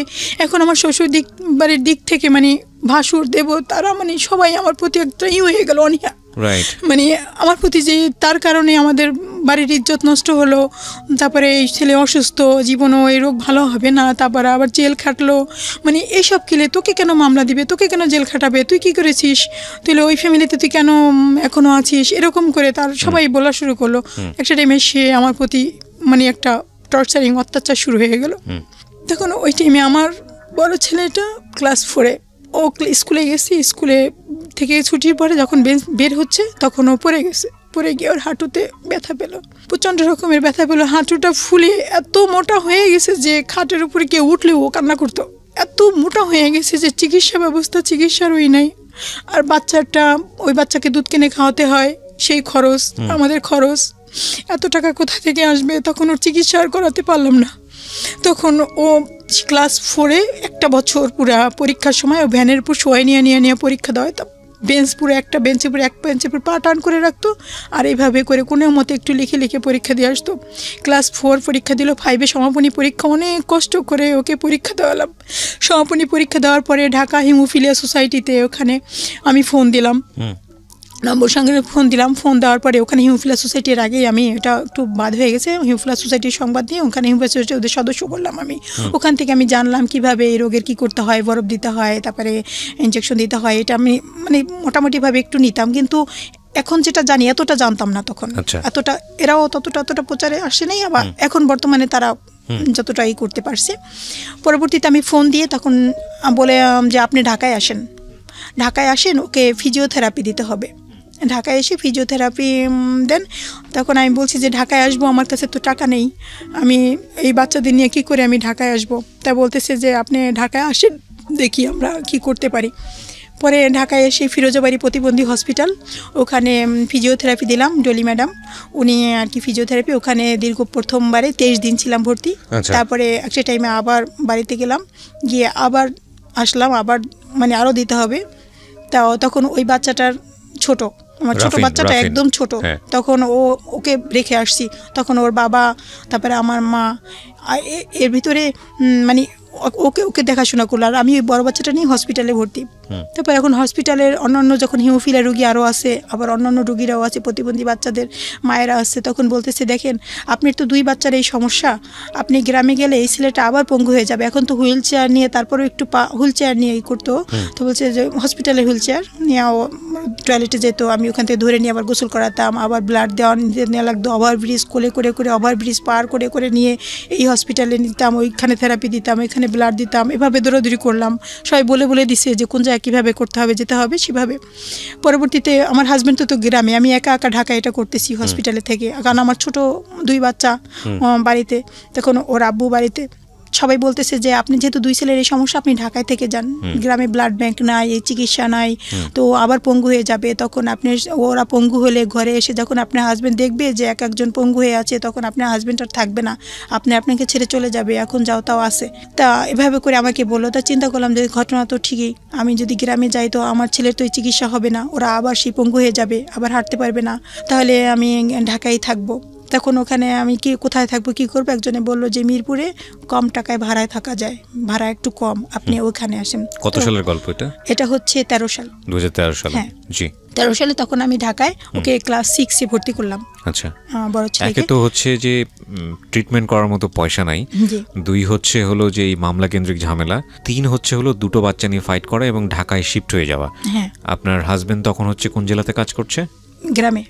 হ্যাঁ, মানে আপনার হাজবেন্ড থাকবে গ্রামে, আপনি শুধু বাচ্চাদের জন্য চলে আসলেন ঢাকা শহরে। হ্যাঁ, ঢাকায়। তখন একটা বাসায়, একটা টিন শেড বাসা, ওই বাসায় তখন ওই বাচ্চাদের নিয়ে ওর আব্বু প্রথমে কিছু জিনিসপত্র সব পাঠাই দিল গাড়িতে। ওই গাড়িটা, ওই মালামালগুলি আমি গিয়ে আবার রিসিভ করে নিয়ে আসলাম। আনার পরে তারপরে সে একটা টাইমে আমার ওই বাচ্চাদের নিয়ে সেও আসলো। আসার পরে বাচ্চাদের রেখে তারপরে সে বলল যে তুমি কষ্ট করো, থাকো, আমি টাকা পাঠিয়ে দেবো, আর দেখি আমি ঢাকা যদি কোনো চাকরির ব্যবস্থা করতে পারি তো আমি ঢাকায় চলে আসবো। এই কথা বলছে। তখন আমি ওই 3 বাচ্চা নিয়ে ঢাকায় থাকি। ঢাকায় থাকার পরে এখন আমার এখানে বাসা ভাড়া দিতে হয়, তখন 6000 টাকা, ওরা ওখানে 6000 টাকা বেতন পায়। তা বাসা ভাড়া দিতে হয়, খাবার দাবার কি করব। ছোট বাচ্চাটা তখন একটু আবার হাঁটতেছে, ছোট ছেলেটা, ওর বয়স এখন একটু হয়েছে, হাঁটতেছে, কথা বলতেছে। তো এই অবস্থা তখন আমার ওই 2 বাচ্চাকে আমি ওখানে একটা স্কুল আছে কাছে, ওই প্রাইভেট, মানে এটাই, ওখানে আমি টিচারের সাথে, হেড প্রিন্সিপাল স্যার, তার সাথে যোগাযোগ করলাম। সে আবার ওকে ফ্রি ভর্তি করে দিল আমার মেজর ছেলেটাকে। আর বড় ছেলেটা ওকে 4-এ ভর্তি করলাম, মেজর ছেলেটাকে। আর বড় ছেলেটাকে ক্লাস 6-এ ভর্তি করলাম। সে হচ্ছে ওখানে টিচারদের বলছি, কিন্তু কোনো কাজ হয় নাই। ওই 500-600 এমন করে টাকা দিতাম, মানে ভর্তির টাকাটা। প্রথম তো পুরাটা ম্যানেজ করতে পারিনি। তখন আমি আমার সেলাই মেশিনটা, আমার হাজব্যান্ডকে বললাম আমার সেলাই মেশিনটা ঢাকায় দাও, দেখি আমি কি করতে পারি। এখন আমি তো কোথাও চাকরিও তো করতে পারবো না এই অবস্থা। তখন সেলাই মেশিনটা সে ঢাকায় নিয়ে আসার পরে তখন আমি ঢাকায় স্কুলে গিয়ে, মাদ্রাসায় গিয়ে তখন অভিভাবকদের এভাবে করে বলি, তারা আমাকে আশেপাশে যারা আছে, পাশের বাসা, এভাবে সবাইকে গিয়ে আমি বলি। তারপরে তারা আমাকে কিছু সেলাইয়ের কাজ দেয়। তা আমি ওগুলি সেলাই করে কিছু ভাবে এভাবে করতে একটু করে আগালাম। পরে একটা টাইমে তখন 13 মাস পার হয়ে গেল। 13 মাস পার হওয়ার পরে আমার হাজব্যান্ড ঢাকায় চলে আসলো। শিফট করলো ঢাকাতে? হ্যাঁ, ঢাকায় তখন বনানী ক্লিনিকে সে চাকরি নিল। সেখানে তাকে 10,000 টাকা বেতনে তখন ওখানে চাকরি নিল বনানী ক্লিনিকে। তখন তার যাওয়া আসা ভাড়া 1500 টাকা চলে যেত মাসে, আর 8,500 টাকা তখন ছিল। তখন সে ঢাকায় থাকে আমাদের কাছে।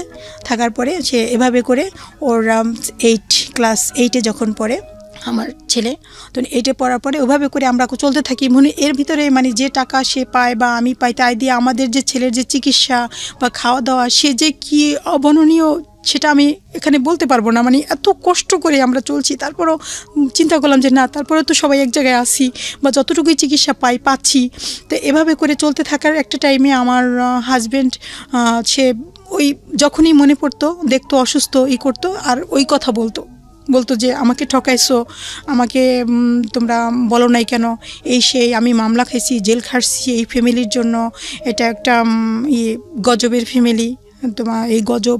বাচ্চারা তো কি বুঝে গেছে যে তাদের শরীরে এই সমস্যাটা এবং তাদের এই রোগটা কখনোই ভালো হবে না। আমার ঘরে কোনো আয়না নাই, এখন আছে ছোট একটা আয়না আছে, আয়না রাখতাম না, কারণ যখন দাঁত চালাতো ওই সময়টা যখন অনেক রক্ত পড়তো, এত রক্ত পড়তো যে রাতের বেলা একটু দাঁত নড়তো, রক্ত পরে বালিশ ভিজে যেত, সব বুকটুক সব ভিজে যেত। মানে রক্ত দেখলে ওরাই ভয় পাবে, কোনো আয়না রাখতাম না। তখন এক ভাই আর এক ভাই রক্ত দেখতো, তখন ওরা ভয় পেয়ে যেত, কান্নাকাটি করতো। ওরা ভাবতো যে আমরা আর বাঁচবো না, আমরা হয়তো এই শেষ, মারা যাব। তো ওদেরকে ভালো করে যে বোঝানোটা, বাবা এই রোগটা হচ্ছে, এটা তোমাদের কিভাবে ফাইট করতে হবে, মনের দিক থেকে সাহস রাখতে হবে, এই জিনিসটা কি করতেন না? সে কখনোই করতেন না এটা কখনোই করতেন, কিন্তু ওদের প্রতি তার আন্তরিকতা আছে, কিন্তু এটা কখনো করতেন না। তোমরা ধৈর্য ধরো, বা এই রোগটা তোমাদের হবে, এটার বিনিময়ে তোমরা আল্লাহর কাছে পুরস্কার পাবা, এরকম সে কখনোই সান্ত্বনা দিতেন। আমি বলতাম, আমি সবসময় বলতাম ওদের। কিন্তু একটা টাইমে মানে সে আমার প্রতি এতটা ক্ষুব্ধ হয়ে গেল যে কেন এইটা, যখন মানে টাকা পয়সা হাতে না থাকলে যেটা আর কি হয়, এটা তখনই মানে যখনই টাকা অসুস্থ থাকতো, হাতে টাকা নাই, তখন মানে উল্টাপাল্টা আমাকে যা বলার তাই বলতো। কিন্তু আমি জানতাম যে এটা যেহেতু আমি এর বাহক, আমার কারণে এই সমস্যা, তখন আমি এটা সহ্য করে যেতাম। আমি তা প্রতি উত্তর করার মতো কোনো সে ছিল না আমার। তখন সে তার খালাতো ভাই আর ওখানে কিছু লোক আছে, ওরা একটা ক্লিনিক দেবে গ্রামের বাড়িতে। তা বলতেছি কি যে আমি একটা ক্লিনিক দেবো, তুই অন্য মানুষের ক্লিনিকে কেন চাকরি করবি, তা গ্রামে এখানে আমার ক্লিনিকে এখানে ইনে, তা ধীরে ধীরে পরে ওদের নিয়ে আসিস।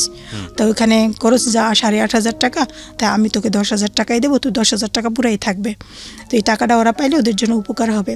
তা সে করলো কি, সে আবার চলে গেল গ্রামে গিয়ে ওখানে ওই চাকরি নিল, আর আমায় বললো যে তুমি থাকো ঢাকায়। আর এরপর থেকে আমি ঢাকায় থাকা, কিন্তু তার এর মাঝে যে এই যে বনানী ক্লিনিকে চাকরি নেওয়ার আগে বেশ কিছুদিন তার চাকরি ছিল না। আবার ঢাকায় হোটেলের যে কাজ করতো, হোটেলের কাজ করার পরও তার বেশ কিছুদিন চাকরি ছিল না।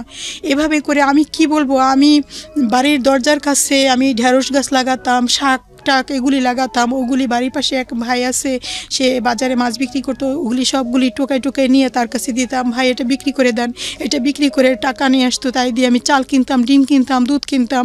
মানে এভাবে করে যে আমি যে খুঁটিনাটি কীভাবে যে সংসারে এভাবে আগলে রেখেছি, সেটা আমার আল্লাহই ভালো জানে যে আমি কত কষ্ট করে, সেই দিনগুলির কথা মনে পড়লে যে আমি অনেক কষ্ট করে, শুরু থেকে আমি অনেক কষ্ট করেছি। ঢাকাতে আসাতে করতেন না, ঢাকা আসার আগে করতাম। তারপরে আমি ঢাকায় এসে ওই সেলাই কাজ করতাম। আমার হাজব্যান্ড যখন চলে যায় গ্রামে, তখন এই বিভিন্ন সময় যখন হসপিটালে ব্লাড ব্যাংকে যেতে হতো, এই ইনজেকশন লাগবে, ইনজেকশনের জন্য যেতে হতো। এভাবে করে মানে সেলাই করে কোনো বাসা থেকে আমার বাসায় 4তলা 5তলা সিঁড়ি বেয়ে গিয়ে তাদের থেকে অর্ডার নিয়ে আসে, আর সেলাই করে আবার গিয়ে পৌঁছে দিতে হবে। এটা আমি প্রতিদিনই করি বলতে গেলে, প্রতিদিনই, কারণ বেশিরভাগই তারা আসে না, অনেকেই আসে না বাসায়। মানে বাসায় গিয়ে আপনি অর্ডার নিয়ে আসেন, কাজ করে বাসায় আবার পৌঁছে দিয়ে আসি আমি, এরা আসে না। তাই এইভাবে করে মানে চলতে থাকে। কিন্তু একটা টাইমে দেখেন, একটা মায়ের জন্য ওই কথাটা কতটা নির্মম। বাচ্চারা যখন বলে যে এখনই যে আমার হাজব্যান্ডের আজকে এই 9 মাসে যাবত চাকরি নেই, সে কাজ করতেছে না, কারণ ক্লিনিকটা ছিল নতুন, ওখানে শুরু করাতে, ওখানে একদম গ্রামের ভিতর ক্লিনিকটা দিচ্ছে, ক্লিনিকে তো আমার রুগী টুগি হয় না, তখন ওইটা বন্ধ। এখান থেকে আপনি গ্রামে চলে গেলেন কেন? না, বলতেছি আমার হাজব্যান্ড যে গ্রামে, সে চাকরিটা কেন নাই তার বর্তমানে, যে ওই নতুন ক্লিনিক, সেখানে তার ওটা কাজ হচ্ছে না, এই জন্য ওইটা বন্ধ রেখে তার আবার একটু পরপারের দিকে আবার একটা ক্লিনিক করতেছে, যার কারণে যে মাঝের যে গ্যাপটা, ওই গ্যাপটা সে পুরোটাই বেকার, সে কিছুই করতেছে না। এই যে টাইমটা, এই টাইমে এখন আমার মনে করেন তার কাছ থেকে আমার কোনো টাকা আসতেছে না, আর এই টাইমে আমি কি করে, আমি 8,000 টাকা বাসা ভাড়া, তারপরে আমার 3টা বাচ্চা, প্লাস আমি খাবার দাবার খরচ, পড়াশোনা, তারপরে চিকিৎসা, আমি কি করে করি। মানে আমার এমন অবস্থা, এই আপার কাছ থেকে 5,000, এই আঁকড়াতে 2,000, এমন করে তার আবার সেলাই করে করে শোধ করা, এর সেলাই করে শোধ করা।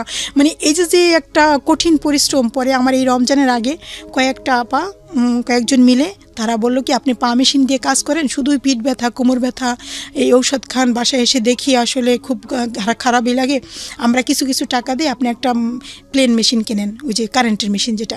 তা ওরা আবার সবাই মিলে আমাকে একটা কারেন্টের মেশিন কিনে দিল। তো ওইটা তাও ধার করা টাকা, এখনও 13,650 টাকা পাওনা আছে। মানে এই টাকার শোধ করিনি আমি, বাকি টাকাটা একটু করে সেলাই করে করে আমি শোধ করেছি, এখনও ওই টাকাটা আবার পাবে ওরা। তারপরে আমার এইভাবে করে করে চলতে থাকে। আমি সবসময় টেনশনে থাকি আমার বাসা ভাড়া আমি কীভাবে দেবো, বাসা ভাড়াটা আমি কীভাবে দেবো। মাস আসলে, যেমন আজকে মাসের 3 তারিখ, আমি কি করে বাসা ভাড়াটা ম্যানেজ করব। তো এভাবে করে বাচ্চারা আসে সন্ধ্যার পরে বলে আম্মু খাবার কিছু আছে। ভাই আমি কি বলবো, আমি তখন বলি বাবা আমার ঘরে তখন কিছু খাবার নাই, আমার বাচ্চারা মানে হিমোফিলিয়া, জানি না ওদের আল্লাহ কতদিন বাঁচিয়ে রেখে, আমি মা হয়ে যখন বলি যে আমার ঘরে কোনো খাবার নাই, আমার এত কষ্ট লাগে, অনেক খারাপ লাগে যে আমি বাচ্চাদের ঠিক মতো খাবার দিতে পারি না। আমার এখানে কাগজপত্র আছে, এর ভিতরে আছে, আপনি দেখবেন।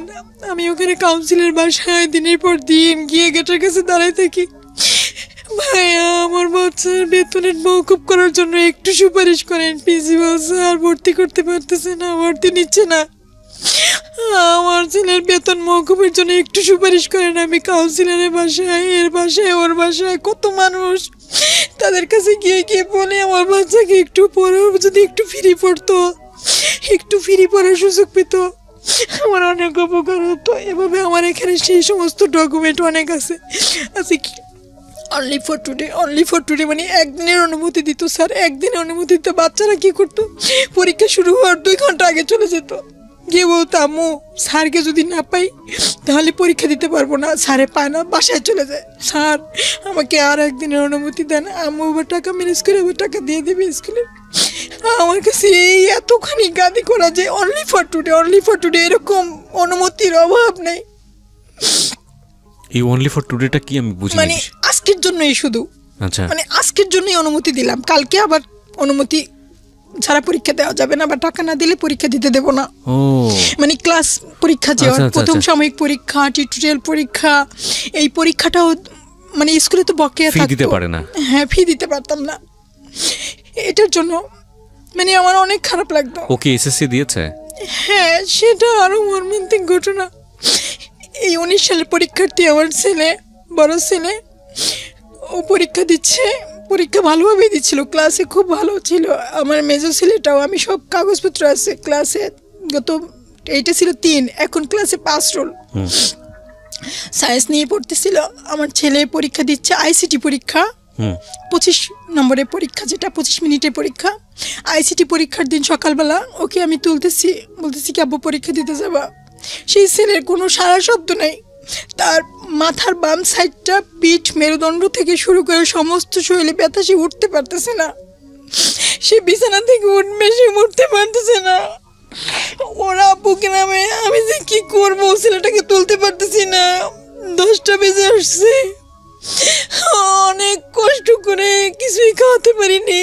আমার তো বড় ছেলে, 17 বছরের ছেলে, আমার গায়ের উপর ভর করে আস্তে আস্তে রাস্তাটা কিছু পথছিল, কাটা ড্রেন বসাচ্ছে, কাটা রাস্তা, কাটা, ওখানে কোনো রিক্সাও চলে না। সেই পথটা হেঁটে হেঁটে গিয়ে সামনে রিক্সা পেতে বিলম্ব হলো।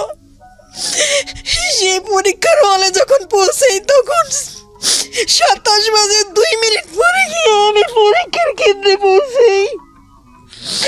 10:27 যখন ওই পরীক্ষা কেন্দ্রে যাই, মিরপুর এক বেঙ্গলি স্কুল, সবাই চেনে, মিরপুর উচ্চ বিদ্যালয়, সরকারি উচ্চ বিদ্যালয় স্কুলটার নাম। ওখানে ম্যাডামের কাছে গেলাম, ম্যাডাম আমার ছেলে, আপনি তো জানেন আমি ঢাকা শিক্ষা বোর্ড থেকে ওর জন্য 30 মিনিটের এক্সট্রা সময় নিয়ে আসছিলাম। এই দেখেন আমার ছেলের সরকারিভাবে প্রতিবন্ধী কার্ড আছে, ও একটা প্রতিবন্ধী বাচ্চা, ওর হিমোফিলিয়া, ওর এই সমস্যার কারণে আমার আসতে বিলম্ব হয়েছে, ম্যাডাম ওকে একটু সুযোগ দেন। ওর যেহেতু 30 মিনিটের সময় আছে, বলেন না এটা রিটার্ন পরীক্ষার সময়, এটা নৈবেদিক পরীক্ষার সময় না। তখন আমার ছেলেটাকে পরীক্ষা দিতে দিল না, বলে এটা পাবলিক পরীক্ষা, এই পরীক্ষা নেওয়া যাবে না। আমার ছেলে এমনিতেই অসুস্থ, ওকে তো বেশি ব্রেনে চাপ দেওয়া যাবে না, তাহলে ব্রেনের মাথার ভিতর রক্তক্ষরণ হতে পারে।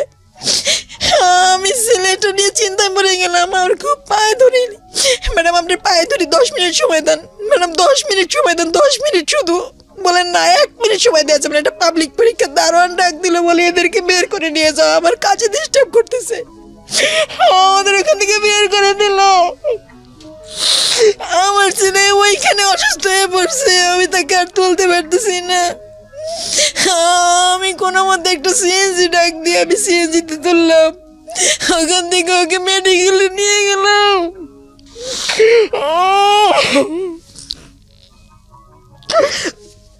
মেডিকেলে নিয়ে আমার কাছে টাকা ছিল না, একজনকে বললাম আমার নাম্বারটা বিকাশ করা আছে, প্লিজ কিছু টাকা দেন।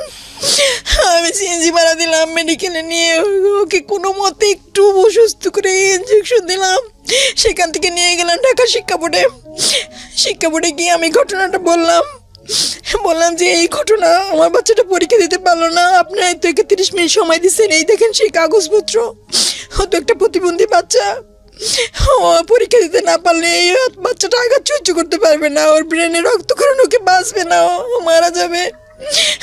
আমি অসহায় মানুষ, আমি কিভাবে ওর বাঁচাবো, আমি কিভাবে ম্যানেজ করবো? বলতেছে, বলে কি যে ম্যাডাম পরীক্ষাটা না নিয়ে অনেক ভুল কাজ করছে, এটা কোনো সিদ্ধান্তই মনে হলো না, ভুল কাজ করছে, তারা আফসোস করলো, এটা কোনো সমাধানও আমি পেলাম না। ওখান থেকে চলে আসলাম, ওকে সান্ত্বনা দিলাম। ডাক্তার মেডিকেল থেকে ফোন দিছে, আপনি 24 ঘন্টা ওকে কেয়ারে রাখেন, চোখের সামনে রাখেন, ও মানসিকভাবে ভেঙে পড়তে পারে। শিক্ষা বোর্ড থেকে বললো কি যে আপনি বাচ্চারা নিয়ে যান বাসায়, বাকি পরীক্ষাগুলো বাকি পরীক্ষাগুলোকে দেওয়ান, আর এই পরীক্ষাটা পরে দিয়ে নেবে, আপনি এই পরীক্ষা দিতে থাক। পরে বাকি পরীক্ষাগুলো ও দিল। একটা পরীক্ষা কেমিস্ট্রি পরীক্ষাটা ও টোটাল পরীক্ষাটা দাঁড়ায় দিছে, বসতে পারেনি, বসলে ওর ব্যথা শুরু হয়ে যায়, বসতে পারে না, শুধু একটা টাইম দাঁড়ায় পরীক্ষা দিছে। আজকে আমার ছেলে নিয়ে আসছি, আপনি দেখবেন ওর হাতের এই শাহাদাত আঙ্গুলটা, আজকে 21 দিন যাবত ওই আঙ্গুলটা এরকম, ও হাত দিয়ে খাবার খেতে পারে না, অনেক কষ্ট হয়। ওই হাত সর্বক্ষণ উঁচা করে রাখতো, প্রথম যে কিছুদিন ও উঁচা করে রাখতো, নিচু করলেই ব্যথা হতো, প্রচণ্ড ব্যথা। ওই পরীক্ষার সময় ওরকম আঙ্গুলে ব্যথা, একটু বেশি লিখবে আঙ্গুলটা ফুলে যাবে, হাতের এখানটা ফুলে যাবে, হাতের এই কোণই ফুলে যাবে, লিখতে পারে না, কষ্ট হয়, আস্তে আস্তে লেখে। এই জন্য এক্সট্রা সময় নিয়ে আসছিলাম 30 মিনিট। যাই হোক, বাকি পরীক্ষাগুলো আমি ওকে সান্ত্বনা দিলাম, বাবা দেখো এক সাবজেক্টটাতে কী হয়েছে, তুমি ভর্তি হতে পারবা, কি বলে সান্ত্বনা দেবো, তুমি ভর্তি হতে পারবা, তোমার ইয়ার মিস যাবে না, তুমি একটা সাবজেক্ট পরে পরীক্ষা দিয়ে নেবা, এভাবে তুমি এটা ধৈর্য ধরো, এটা আল্লাহরই একটা পরীক্ষা মনে করো। যাই হোক, আল্লাহ যা করে ভালোর জন্যই করে। হয়তো আমরা যদি 10টার সময় বের হতাম, হয়তো একটা রোড অ্যাক্সিডেন্ট হতো, তোমার কোনো একটা দুর্ঘটনা ঘটতো, হয়তো ওই আল্লাহ আমাদের এই উছিলা করে আমাদের আটকে রাখছে, আমরা ওই টাইমের বের হলেই হয়তো তুমি হয়তো বাঁচতা না, আমি বলে বাঁচতাম না, এরকম কিছু হতো। যাই হোক, সবসময় মনে করবো আল্লাহ যা করে মঙ্গলের জন্য করে, ভালোর জন্য করে, এর পিছনে ভালো কোনো দিক আছে। এটা বলে ওকে আমি সান্ত্বনা দিয়ে, ও জানে ব্রেনে মানে ওর মানসিকভাবে যেন ভেঙে না পড়ে, সামনের পরীক্ষা যেন দিতে পারে, এই জন্য সার্বক্ষণিকভাবে ওকে আমি কেয়ারে রাখতাম। তখন আমার সেলাই কাজে অনেক ব্যাঘাত হয়েছে, আমি সেলাই কাজও ঠিকমতো করতে পারতাম না, ওকে নিয়ে টেনশনে থাকতাম, কারো বাসায় গেলে তাড়াতাড়ি চলে আসতাম। আবার এভাবে করে মানে পরীক্ষাটা, আর পরে রেজাল্ট যখন আসলো, ও সব সাবজেক্টে অনেক ভালো করছে, কিন্তু ওই আইসিটিতেই এফ আসছে। সব সাবজেক্ট অনেক ভালো করছে, কিন্তু আইসিটি সাবজেক্টটা ওর এফ আসছে। অনেক খারাপ লাগছে। পরবর্তীতে দেখি আমি চেষ্টা করছিলাম যে কোথাও ভর্তি করতে পারি কিনা। ওকে ফেল মানে পাস করলো না? না, সব সাবজেক্টেই পাস আসছে, শুধু আইসিটিতে এফ। তার মানে একটা সাবজেক্ট আগামীতে পরীক্ষা দিতে হবে। 1 বছর বসে থাকতে হবে? জি, 1 বছর এখনো বসে থাকতে হবে। তারপরে বর্তমান সময় কিভাবে চলে, কি করেন আপনি? আমি এখন দর্জির কাজ করি, সেলাই কাজ করি। ওই সেলাই কাজ করেই আমার এইভাবেই চলতে হয় আর কি। অনেক কষ্ট হয়, মানে এমন একটা পরিস্থিতি যে আমি কি বলবো, মানে আমার দেয়ালে পিঠ ঠেকে গেছে বলতে হবে। তো রমজান মাস অনেক অর্ডারই ছিল আমার, দিনে রাত্রে, তারপরে কারেন্টের মেশিনে বেশ কিছু কাজ করতে পারছি, দিনে রাত্রে মিলে অনেক কাজ করেন। আপনি কত ঘন্টা কাজ করেন? আমি নামাজ পড়ি, খাওয়া দাওয়া করি, আর গোছল আর রান্না টান্না, এ বাদে রাতে হয়তো 2-2.5 ঘন্টা ঘুমাই, এর বেশি আমি ঘুমোতে পারি না, কোনো রাতে ঘুমোতেও পারি না। এত কাজ করি যে পাশের বাসায় লোকজন এসে মানে ভাবিরা এসে বলে যে আপনি তো মারা যান, আপনি তো বাঁচবেন না, আপনি নিচে সুস্থ থাকতে হবে, এত কাজ করেন কি করে, এত কাজ করেন কি করে, মানে আমার এত কাজ করতে হয়। আমাকে অর্ডার দেয়, মানুষের চতুর্দিক থেকে অর্ডারেও দেয় যে আরে মহিলাটা এত কষ্ট করে, তাও অন্য কোথাও দেবো না, একেই দিই। বাট কুলায় উঠতে পারেন না? না, কুলায় উঠতে পারি না। আমার অনেক কাজ আসে, অনেক অর্ডারই আসে, কিন্তু আমি করতে পারি না। সবাই চেষ্টা করে যে আমাকে হেল্প করবে সেলাই। আপনি কি ধরনের কাজ করেন? এই বোরকা সেলাই করেন? হ্যাঁ, এই বোরকা আমারই সেলাই করা। এই আপনি বোরকা যেটা পরে আছেন? হ্যাঁ জি, এটা আমার সেলাই করা। আমি বোরকা সেলাই করি, নামাজের হেজাব, তারপরে 3 পিস, এগুলো সেলাই করে হ্যাঁ, ব্লাউজ, পেটিকোট, মহিলাদের যে পোশাক। আর আপনার জামাই এখন গ্রামে আছে? হ্যাঁ, উনি গ্রামে আছে। উনি আমাকে রমজানের পরে ক্লিনিকটা চালু হবে একবার বলছিলেন, তারপরে আবার এখন বলতেছে এই 1 তারিখে মানে আগস্টের 1 তারিখে মানে ক্লিনিকটা চালু হবে বললো। তো গতকালকে আবার বললো যে ঈদের পরে, এখনও কিছু কাজ বাকি আছে, ওয়ারিংয়ের কাজ টাজ কিছু বাকি আছে, ঈদের পরে চালু হবে। বাসার খাবার দাবার নিয়ে যদি জিজ্ঞেস করি, আমি কোশ্চেনটা এই কারণে করতেছি, সামনে তো কোরবানির ঈদ, কি একটা ওয়ার্ড কোশ্চেন হয়ে যায়, কিন্তু আমি করছি সিচুয়েশনটা বোঝানোর জন্য। আপনার ফ্যামিলিতে আমিষের পরিমাণ মানে লাইক থাকে না মাছ মাংস যেটার প্রয়োজন হয়, এগুলো কি আপনি দিতে পারেন আপনার আয় সামর্থ্য অনুযায়ী আপনার সন্তান? কখনোই না। এমন মাস আছে, একটা মাসে আমি ছোট ছোট যে মাছগুলি, আমি আসলে কিভাবে কথাটা বলবো, আমি এভাবে আমি আসলে এমন একটা পরিস্থিতি। ভদ্রমহিলা মাস্টার্স পাস, হ্যাঁ, ওনার ভিতর থেকে উনি যে কথাগুলো বের করছেন আপনাদের জন্য, সেটা ওনার জায়গা থেকে উনি বোঝেন আসলে এটা লজ্জার ওনার জন্য। খুবই আমার খুব খারাপ নিরুপায় হয়ে, কারণ এর মাঝে আমি একটা চাকরি নিয়েছিলাম মণিপুরে ক্যাডেট মাদ্রাসায়। একবার আমি চাকরি, আমার হাজবেন্ড গ্রামে চলে গেছে, তারপরে চাকরি নিলাম। তখন ওখানে আমার ক্লাস 10টা থেকে 2:30 পর্যন্ত ওখানে ক্লাস আমার। তো ওই টাইমটা ভাবছিলাম কি ওই টাইমটা আমি ক্লাস নেব এবং ওখানে কিছু স্টুডেন্ট আছে তাদের থেকেও কিছু অর্ডার নেব, আমার আরেকটু হেল্প হবে, বা 2-1টা টিউশনি যদি ঢাকায় ভিতরে পাই তো আমি তাহলে আর টিউশনি করাবো, আমি সেলাই কাজ আর অতটা করব না, কারণ আমার অনেক কষ্ট হয়ে যায়, রাতে ঘুমোতে পারি না, যে টিউশনি করব আর চাকরি করব, এটা একটা সিদ্ধান্ত নিলাম একটা টাইমে। পরবর্তীতে আমার এক সময় আমার বড় ছেলেটা প্রচণ্ড জ্বর, আর 2 পায়ের গোড়ালি ফুলে গেছে, রক্তক্ষরণ হয়ে 2 পায়ের গোড়ালিটা একদম টোটালও দাঁড়াতেই পারে না আমার বড় ছেলেটা। আর মেজো ছেলেটা ওই স্কুলে যাবে, ওই স্কুলে গেছে, সামনে ওর পরীক্ষা, ওই স্কুলে গেছে। ও মোটামুটি তখন একটু সুস্থ ছিল। আর ছোট বাচ্চাটা আমার সাথে নিয়ে গেছি, মাদ্রাসায় গেলাম, প্রচণ্ড জ্বর, পায়ের গোড়ালি ফুলে গেছে, একদমই দাঁড়াতে পারে না। তখন বাহির দিয়ে তালা মেরে রেখে গেছি, কারণ ও তো দরজা খুলতে পারবে না, আমি এসে দরজা নক করলে ও তো খুলতে পারবে না। তখন বাহির দিয়ে তালা মেরে রেখে আমি মাদ্রাসা চলে গেছি এবং ওর খাটের পাশে ওর খাবারের পানি রেখে গেছি, প্রস্রাব করবে, পায়খানা করবে, মানে যা কিছু সব টোটাল জিনিস ওর খাটের পাশ দিয়ে রেখে গেছি, যে তোমার যখন এটাই হবে তুমি এটা পায়খানা আসলে, প্রস্রাব আসলে বা খাবার খাওয়ার মন চলে এগুলি খাবা, এখানে থাক, এভাবে রেখে আমি ওকে বাহির দিয়ে তালা মেরে রেখে চলে গেছি। তো আমি ওই দিন একটু আগেই চলে আসছি, আমি 1:30, যেখানে 2:30 বাজে আমি 2:45 চলে আসবো, 3টায় আসবো বাসায়, সেখানে আমি 1:30 বাজে চলে আসছি। এসে দরজাটা খুলে দেখি আমার ছেলের সেন্স নাই, বড় ছেলেটা সে অজ্ঞান হয়ে আছে এবং বমি করেছে, বমি করে সেই বিছানার ভিতর বমি করে বমির ভিতরে শুয়ে আছে এবং তার কোনো সেন্স নেই। তার মানে আপনি বোঝাতে চাচ্ছেন যে আসলে আপনার দ্বারা জবটা করা সম্ভব ছিল না। তখন সে মানে বমি করে মানে ওই বমির ভিতরে শুয়ে আছে এবং তার কোনো সেন্স নাই। আমি ভাবছি ঘুমে আছে, সেই ঘুমের ভিতরে মানে এমন একটা পর্যায়ে সে অনেক ডাকাডাকি করলাম, মাথায় পানি দিলাম, তারপরে বমিটা ওই চাদর টাদর সরাইয়ে আমি শুকনা জায়গায় নিয়ে আসলাম।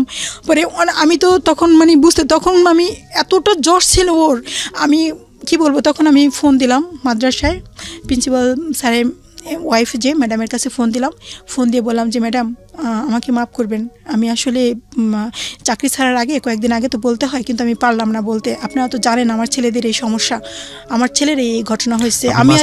আমি বুঝতে পেরেছি, আমরা আমাদের লিসনাররাও যারা দেখছেন তারা বুঝতে পেরেছেন আপনার পক্ষে জব করা সম্ভব না। আপনার মাস্টার্স আপনি করেছেন কোন সাবজেক্টে?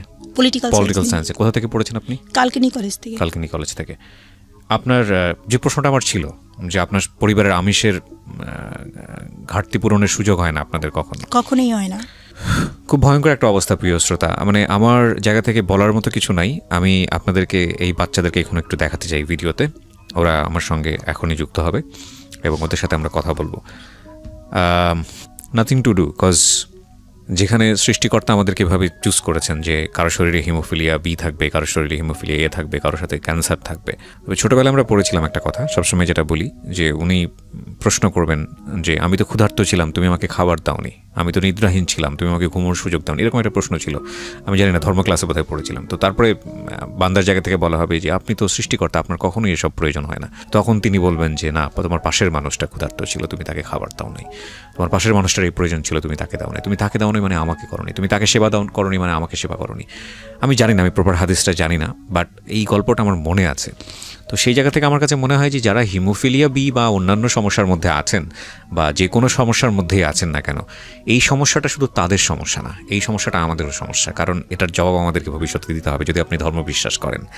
আপনার চারপাশে যে মানুষগুলো আছে তারা যদি কোনো সমস্যায় থাকেন এবং সেখানে যদি আপনার কিছু করার থাকে, কিছু বলতে আমি শুধু বলছি না আর্থিক সাহায্য, সেখানে যদি দুটো কথা বলে আপনার সাহায্য করার থাকে, তাদের পাশে দাঁড়িয়ে যদি সাহায্য করার থাকে, যদি কিছু করার নাই থাকে তাহলে আল্লাহর কাছে হাত তুলে যদি মোনাজাত করার থাকে, তো অতটুকুই করতে হবে আপনাকে। এবং এটা হবে, এটা আপনার দায়িত্ব। এটা যদি আপনি ধর্ম বিশ্বাস করেন সেই জায়গা থেকে দায়িত্ব, যদি মানবিকতার জায়গা থেকে আসি, যদি মানুষ হিসেবে আমরা দায়িত্ব বলি, তাহলে সেটা একটা দায়িত্ব। তো সেই জায়গাটা থেকে পার পাওয়ার আসলে কোনো সুযোগ নাই। সুতরাং এই মানুষগুলোর সমস্যাকে আমরা আসলে তাদের সমস্যা করে দেখব না, বরং আপনি এভাবে চিন্তা করবেন যে এই হিমোফিলিয়া বি বা হিমোফিলিয়া এ যাই বলি না কেন, এটা তো আপনার সন্তানেরও হতে পারতো, এটা তো আপনারও হতে পারতো। ওনারা যে সিচুয়েশনে আছে সেই জায়গাটায় তো আপনিও থাকতে পারতেন, তাহলে অবস্থাটা কি দাঁড়াতো? আমি আসলে এই জীবন গল্পের প্ল্যাটফর্মটা এতটা শক্তিশালী, আমি with the name of almighty Allah, আমি দেখেছি এখানে অনেক বড় বড় সমস্যা নিয়ে যারা আসেন তাদের সেই সমস্যার সমাধান হয়ে যান। আমরা এই বাচ্চা যারা আছে তাদের জন্য দোয়া করতে পারি, আল্লাহ হয়তো তাদের মধ্য থেকে কারো একজনের দোয়া কবুল করবেন, হয়তো তারা সুস্থ হয়ে যাবেন। আল্লাহ সব কিছু পারেন, কিন্তু এটা ঠিক যে এদের একটা বেটার লাইফ দেওয়ার জন্যে আমরা আমাদের জায়গা থেকে কিছু না কিছু করতে পারি, খুব ছোটো ছোটো কিছু সাহায্য করতে পারি। সামনে যেহেতু কোরবানির ঈদ, এবং আমি জানি এই পরিবারের এই প্রশ্নটা আমি করেছিলাম এই কারণেই যে ওনারা আমিষ খেয়েছেন কবে বা আমিষের ঘাটতি, এটা আপনারা সহজেই অনুমেয়, এটা বুঝতে পারেন। আমি বলছি না আপনারা ওনাদের বাড়িতে কোরবানির মাংস পাঠিয়ে দেন, নো, নট লাইক দিস। আমি বলতে চাচ্ছি যে আপনার এই উৎসব, এই আনন্দটা যেন ওনারাও করতে পারেন। সেই আনন্দের জায়গাটা থেকে আপনাদেরকে ওনাদের পাশে দাঁড়াতে বলছি। সো আপনারা বুঝতেই পারছেন যে আসলে আমি কি বলতে যাচ্ছি। এবং ফাইন, আরও কিছু শোনাই আপনাদেরকে, সেই শোনানোর জায়গাটাই হলো ওদেরকে হাজির করা এই মুহূর্তে স্টুডিওতে। ওকে, প্রিয় শ্রোতা এবং দর্শক, কজ এখন এই পার্টটা হলো বেসিক্যালি যারা দেখতে চান ওদেরকে ইউটিউবে, তাদের জন্যে, এবং একই সাথে যারা শুনছেন তাদেরকেও আমি বলবো চলে আসার জন্যে ইউটিউব চ্যানেলে www.youtube.com/RJKebriafm, RJKEBRIAFM চ্যানেলটি, ওখানে গেলে আপনারা এই ছোট্ট ভিডিওটা দেখতে পাবেন। পুরো পরিবারটা এখানে আছে। সো একটু ওদের সঙ্গে আমি কথা বলি। তুমি হচ্ছো সবার বড়, ওর নাম হচ্ছে সিয়াম। হ্যাঁ, তুমি একটু মাইক্রোফোনটা নাও। সিয়াম তো তোমার নামটা? ওকে, সিয়ামের পরে হচ্ছে মেজো, ওর নাম? আমার নাম শাওয়াল। ওকে, সিয়াম এবং শাওয়াল। আর ও হচ্ছে রিফাত, রাফিন। 3 ভাই তোমরা। সো কিউট ওরা, মাশাআল্লাহ, ওদেরকে দেখলে বুঝতে পারবেন। আচ্ছা, আপনি সিয়ামের হাতে দেন মাইক্রোফোনটা। সিয়াম, সো ইজি, মানে তোমার সম্পর্কে একটু আমি জিজ্ঞেস করবো, it's not a tough question. সেটা হচ্ছে যে তোমরা 2 ভাই যেই ডিজিজে আক্রান্ত সেটা সম্পর্কে তোমরা জানো তো, মানে পুরো বিষয়টা জানো? জানি, হিমোফিলিয়া ছোটবেলা থেকেই আমরা আক্রান্ত, তাই জানা আছে। এবং তোমার মা আজকে যে কষ্টগুলোর কথা বললো সেটা হয়তো তোমরা এই মুহূর্তে শুনতে পাবে না, পরবর্তীতে শুনতে পারবা, কারণ তোমাদেরকে স্টুডিওর বাইরে রাখা হয়েছিল। তুমি পরীক্ষা দিতে পারোনি, আমি লাস্ট যেটা শুনলাম, এটা অত্যন্ত দুঃখজনক। আমার একটা সাবজেক্টের কারণে তোমার এটা হয় নাই, এবং হোপসো পরের বছর দিবা, এটা পজিটিভলি যেটা বলতে চাই। লাস্ট কবে এরকম হয়েছে, মানে এই ব্লাড পড়া? আমার লাস্ট না, প্রায় দিনই হয়। যেমন এই যে আমি ঘুমাইতে পারি না, আমার আঙুলে ভাঙা গেছে মেবি। আমি আসার সময় এই যে অন দা ওয়েতে ছিলাম, তখন আমি হাত দিয়ে দেখতেছি যে এই জায়গায় আর কি কালো কালো ফোলার মতন হয়ে গেছে। হ্যাঁ, অনেক দিন যাবত আমি রাতে ঘুমাইতে পারি না। ফজরের নামাজ পড়ি, রাতে ঘুমাইতে পারি না। রাত হাত উঁচা করে রাখি, বাট উঁচা করে আর কতক্ষণ রাখবো? এই জায়গাও তো সমস্যা হইতে পারে, পুরা হাত একবার অবশ হয়ে যায়। আমার মাজায়ও ব্যথা হয়েছিল, এখনও এই জায়গাটা অবশ। এই হাতের কনুইটাও এরকম ফুলা,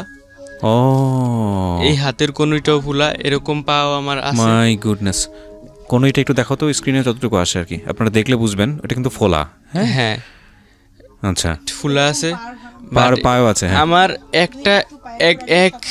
এক জয়েন্টে প্রবলেম হওয়ার পরেই আবার আরেক জয়েন্টে অটোমেটিক প্রবলেম হয়। মানে তোমার তো তাহলে খেলাধুলা হয়নি সারা জীবন? কোনো খেলাধুলাই অফ, টোটালি। বাইরেও যেতে পারি না, শুয়া যে থাকি, মনে হয় কি শুয়া থাকলে পিঠে আবার ফুইলা না যায়, আর ফুইলা গেলে কোনো সময় আবার এত ব্যথা হয় যে রাতে ঘুমাইতে পারি না। ফজরের নামাজ পড়ি পরে, কোনো সময় এত পেইন হয় কোনো সময় কোনো কোনো সময় এত পেইন হয় যে এই যে ঠান্ডা পানি দেই 2 মিনিট পর আবারও যে ঠান্ডা পানি দিতে হয়, একটুও ঘুমাইতে পারি না। আচ্ছা, কোনো রাতে ঘুমাইতে পারি না, খুব পেইন, জোরে মনে হয় কি কাইটা ফেলি অঙ্গ, কি করবো আমি ভাইবাও পারতেছি না। তোমরা তো এই অনুষ্ঠানটা শুনেছিলে বোধহয়, লুকায় লুকায় শুনে তারপরে তোমার ফার্স্ট হচ্ছে মাকে বলা, যে মাকে বলা হয় এবং আম্মু ডিসিশন নিতেছে এটা শেয়ার করার জন্য। হ্যাঁ, তোমার ভাইকে দাও, সাওয়ালকে দাও, সাওয়াল অনেক স্মার্ট। শাওয়াল তো তোমার কি কি প্রবলেম হয় বলো তো? না, আমার মূলত মানে হাঁটুতেই বেশি প্রবলেমটা হয়। কি হয় হাঁটুতে? আর দাঁতে না না, আবার মাঝে মধ্যে আবার ওই যে ওই হাতের কোনই, তারপর শরীরে বিভিন্ন অঙ্গ, যেমন এই যে রানে ফুলা যায়। মাইক্রোফোনটা কাছে রাখো। জি জি জি।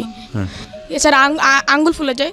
আবার মানে আমি যে পড়াশোনা করবো ব্রেনের উপর বেশি চাপ দিতে পারি না, তাহলে প্রচণ্ড মানে জাস্ট মাথা ব্যথা হয়।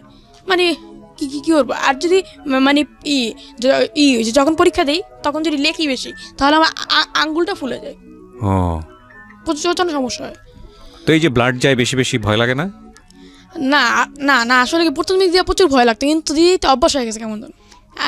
আসলে বলতে খুবই খারাপ শোনায়, বাট এটা বলতে বাধ্য হচ্ছি। না ঠিক আছে, তুমি ওর মতো করেই বলবা, সমস্যা নাই। মানে দেখতে দেখতে অভ্যস্ত হয়ে গেছে যে ব্লাড না, মানে পুরো অভ্যস্ত হয়ে গেছি। আল্লাহ বাঁচাক, আল্লাহ বাঁচাক। ও হ্যাঁ হ্যাঁ হ্যাঁ, বলো নিজেরটা। আমি এখন ব্লাড দিতে দিতে এখন আম্মু দেয় যে আমি তাকাই থাকি, আমি হাসি ব্লাড দেওয়ার সময়। এখন গতবার এই যে আমার আঙ্গুল ফুলে গেছে, ডান হাতে ব্লাড দিছি। এখন আমি চিন্তা করতেছি আম্মু আর কত দিবে, আমার তো নিজেরও শিখতে হয়, কারণ আম্মু তো একসময় থাকবে না, আমার নিজেরটা নিজেই দিতে হবে। এই জন্য নিজেরটা নিজেই ট্রাই করলাম। তোমার রক্তের গ্রুপ কি? ও পজিটিভ। এটা পাওয়া তো ডিফিকাল্ট। হ্যাঁ, খুব ডিফিকাল্ট। ওরটা ও পজিটিভ। আমার বাবা অ্যান্ড আমার ছোট ভাইটাও ও পজিটিভ। হ্যাঁ, খুব ডিফিকাল্ট পাওয়া, আর গ্রামে তো পাওয়া যাচ্ছেই না, তাই অনেক কষ্টে ঢাকায় থাকি। আম্মু যে কখনো কি খুব বিব্রতকর অবস্থার মধ্যে পড়ছো রাস্তাঘাটে হঠাৎ করে? প্রচুর বিব্রতকর অবস্থায় পড়ছি। যেমন আমার পরীক্ষার আগে কোচিংয়ে যেতে হবে, কিন্তু আমি যাইতে পারতেছি না। লাস্ট টাইম বাসায় বসে পড়ি, কি করব, লাস্টে ওরকম খোরাইতে যাই কোচিংয়ে যাই কিছু করি, বাট অনেক এই বিষয়গুলো না আসলে এক্সপ্লেন করার মতো না। ওর বয়সের বাচ্চারা যেটা হয় একটু মারামারি করে, ওর বয়সের বাচ্চারা যেটা একটু দুষ্টুমি করে, ওকে প্রত্যেক মুহূর্তে চিন্তা করতে হয়। আমি যে ফ্রেন্ডের সাথে ভেবে মিশবো, কেউ যদি একটা জোরে আমার শরীরটা ধরে ফেলে, কেউ যদি একটা ঘুষি দিয়ে ফেলে, কেউ যদি আর কিছু, আমি তো বিপদে পড়ে যাবো। তোমাকে এগুলো চিন্তা করতে হয় না প্রত্যেকটা মুহূর্তে? প্রতিনিয়ত চিন্তা করতে হয়। তাও কোন সময় যে কোথাও লাইগা যে ফুইলা যায়, আমি নিজেও ভাইবা পাই না। যারা দেখছেন তাদের কাছে শুধু একটাই মিনতি, সেটা হচ্ছে আমি সবসময় বলি আপনাদেরকে যে you guys are power to me. Because এই যে একটু আগে বলছিলাম না যে কোরবানির ঈদটা হচ্ছে কি আনন্দ ভাগাভাগি, এবং এই আনন্দটা কি, আমি বলছি না আপনাদেরকে যে আপনার জায়গাটা থেকে ওদের জন্য অনেক বড় কিছু করার জন্য, আমি বরং এটা বলছি যে আপনার আনন্দ থেকে ওদের জন্য কিছুটা আনন্দ শেয়ার করুন, এবং ওদের অন্তত একটা নিশ্চয়তা হোক, ওরা অন্তত 2-4-5 বছর একটু সুন্দরভাবে জীবনযাপন করতে পারুক, ওদের অন্তত একটা ভালো কর্মসংস্থানের ব্যবস্থা হোক, বিশেষ করে ওর মার কিংবা ওর বাবার, এবং একটা অন্তত নিশ্চয়তা হোক এই জায়গাটা থেকে যে 2 সন্তানের যদি কখনও এরকম বড় ধরনের একটা প্রবলেমে পড়ে যায়, লাইক একটা ইঞ্জেকশন কিনতে হচ্ছে বা ওদের একটা ভালো ট্রিটমেন্ট দরকার হচ্ছে, ওই ট্রিটমেন্টের ব্যবস্থাটা যেন ওর বাপ মা ওদেরকে করতে পারে। তো আসুন আমরা ওদের পাশে দাঁড়াই, শুধু এতটুকুই বলবো। এই অনুষ্ঠানে ওদের নাম্বার দেওয়া থাকবে। আপনাদের কি কোনো নাম্বার আছে, বিকাশ নাম্বার? একটু নাম্বারটা একটু ওনার জি 0162। আচ্ছা, একটু আমি তার নাম্বারটা দেওয়ার আগে একটু জিজ্ঞেস করি, এই নাম্বারটা কি করা আছে? একটাই নাম্বার নাকি অনেকগুলো নাম্বার? একটু কাছে নেন, মাইক্রোফোনটা কাছে নেন। একটাই মাত্র নাম্বার? জি, একটাই। একটা নাম্বারের একটা বড় সমস্যা হচ্ছে যে এখানে অনেকে যে হেল্পটা পাঠাবেন সেটা লিমিট ক্রস করে গেলে এটাতে আসলে খুব ভালো অ্যামাউন্ট আসে না। তো আমি আপনাকে রিকোয়েস্ট করবো যে আরও 2-1টা নাম্বার যদি সম্ভব হয় পরবর্তীতে ভিডিওতে আমি দিয়ে দিব, সেখানেও আপনি দিবেন। আমি এখানে প্রিয় শ্রোতা, একটা নাম্বার আপাতত আছে আমার এই ভিডিওতে, হয়তো বা আমি যখন এডিট করে এটা প্রচার করব তখন আরও 2-3টা নাম্বার যুক্ত হতে পারে, এবং সেটা আপনার নামই হতে হবে বা আপনার হাজব্যান্ডের নামই হতে হবে। সো আপনি আপাতত যে নাম্বারটা আছে সেখানে কি অ্যাক্টিভ করা আছে? শুধু বিকাশ, আর অন্য কোনো কিছু অ্যাক্টিভ করা নেই? ওকে, তারপর আপনি বলেন। হ্যাঁ, আপনার মুখেই বলেন। 016240310604। আবার বলেন। 016240310604। ওকে, আরেকবার বলেন।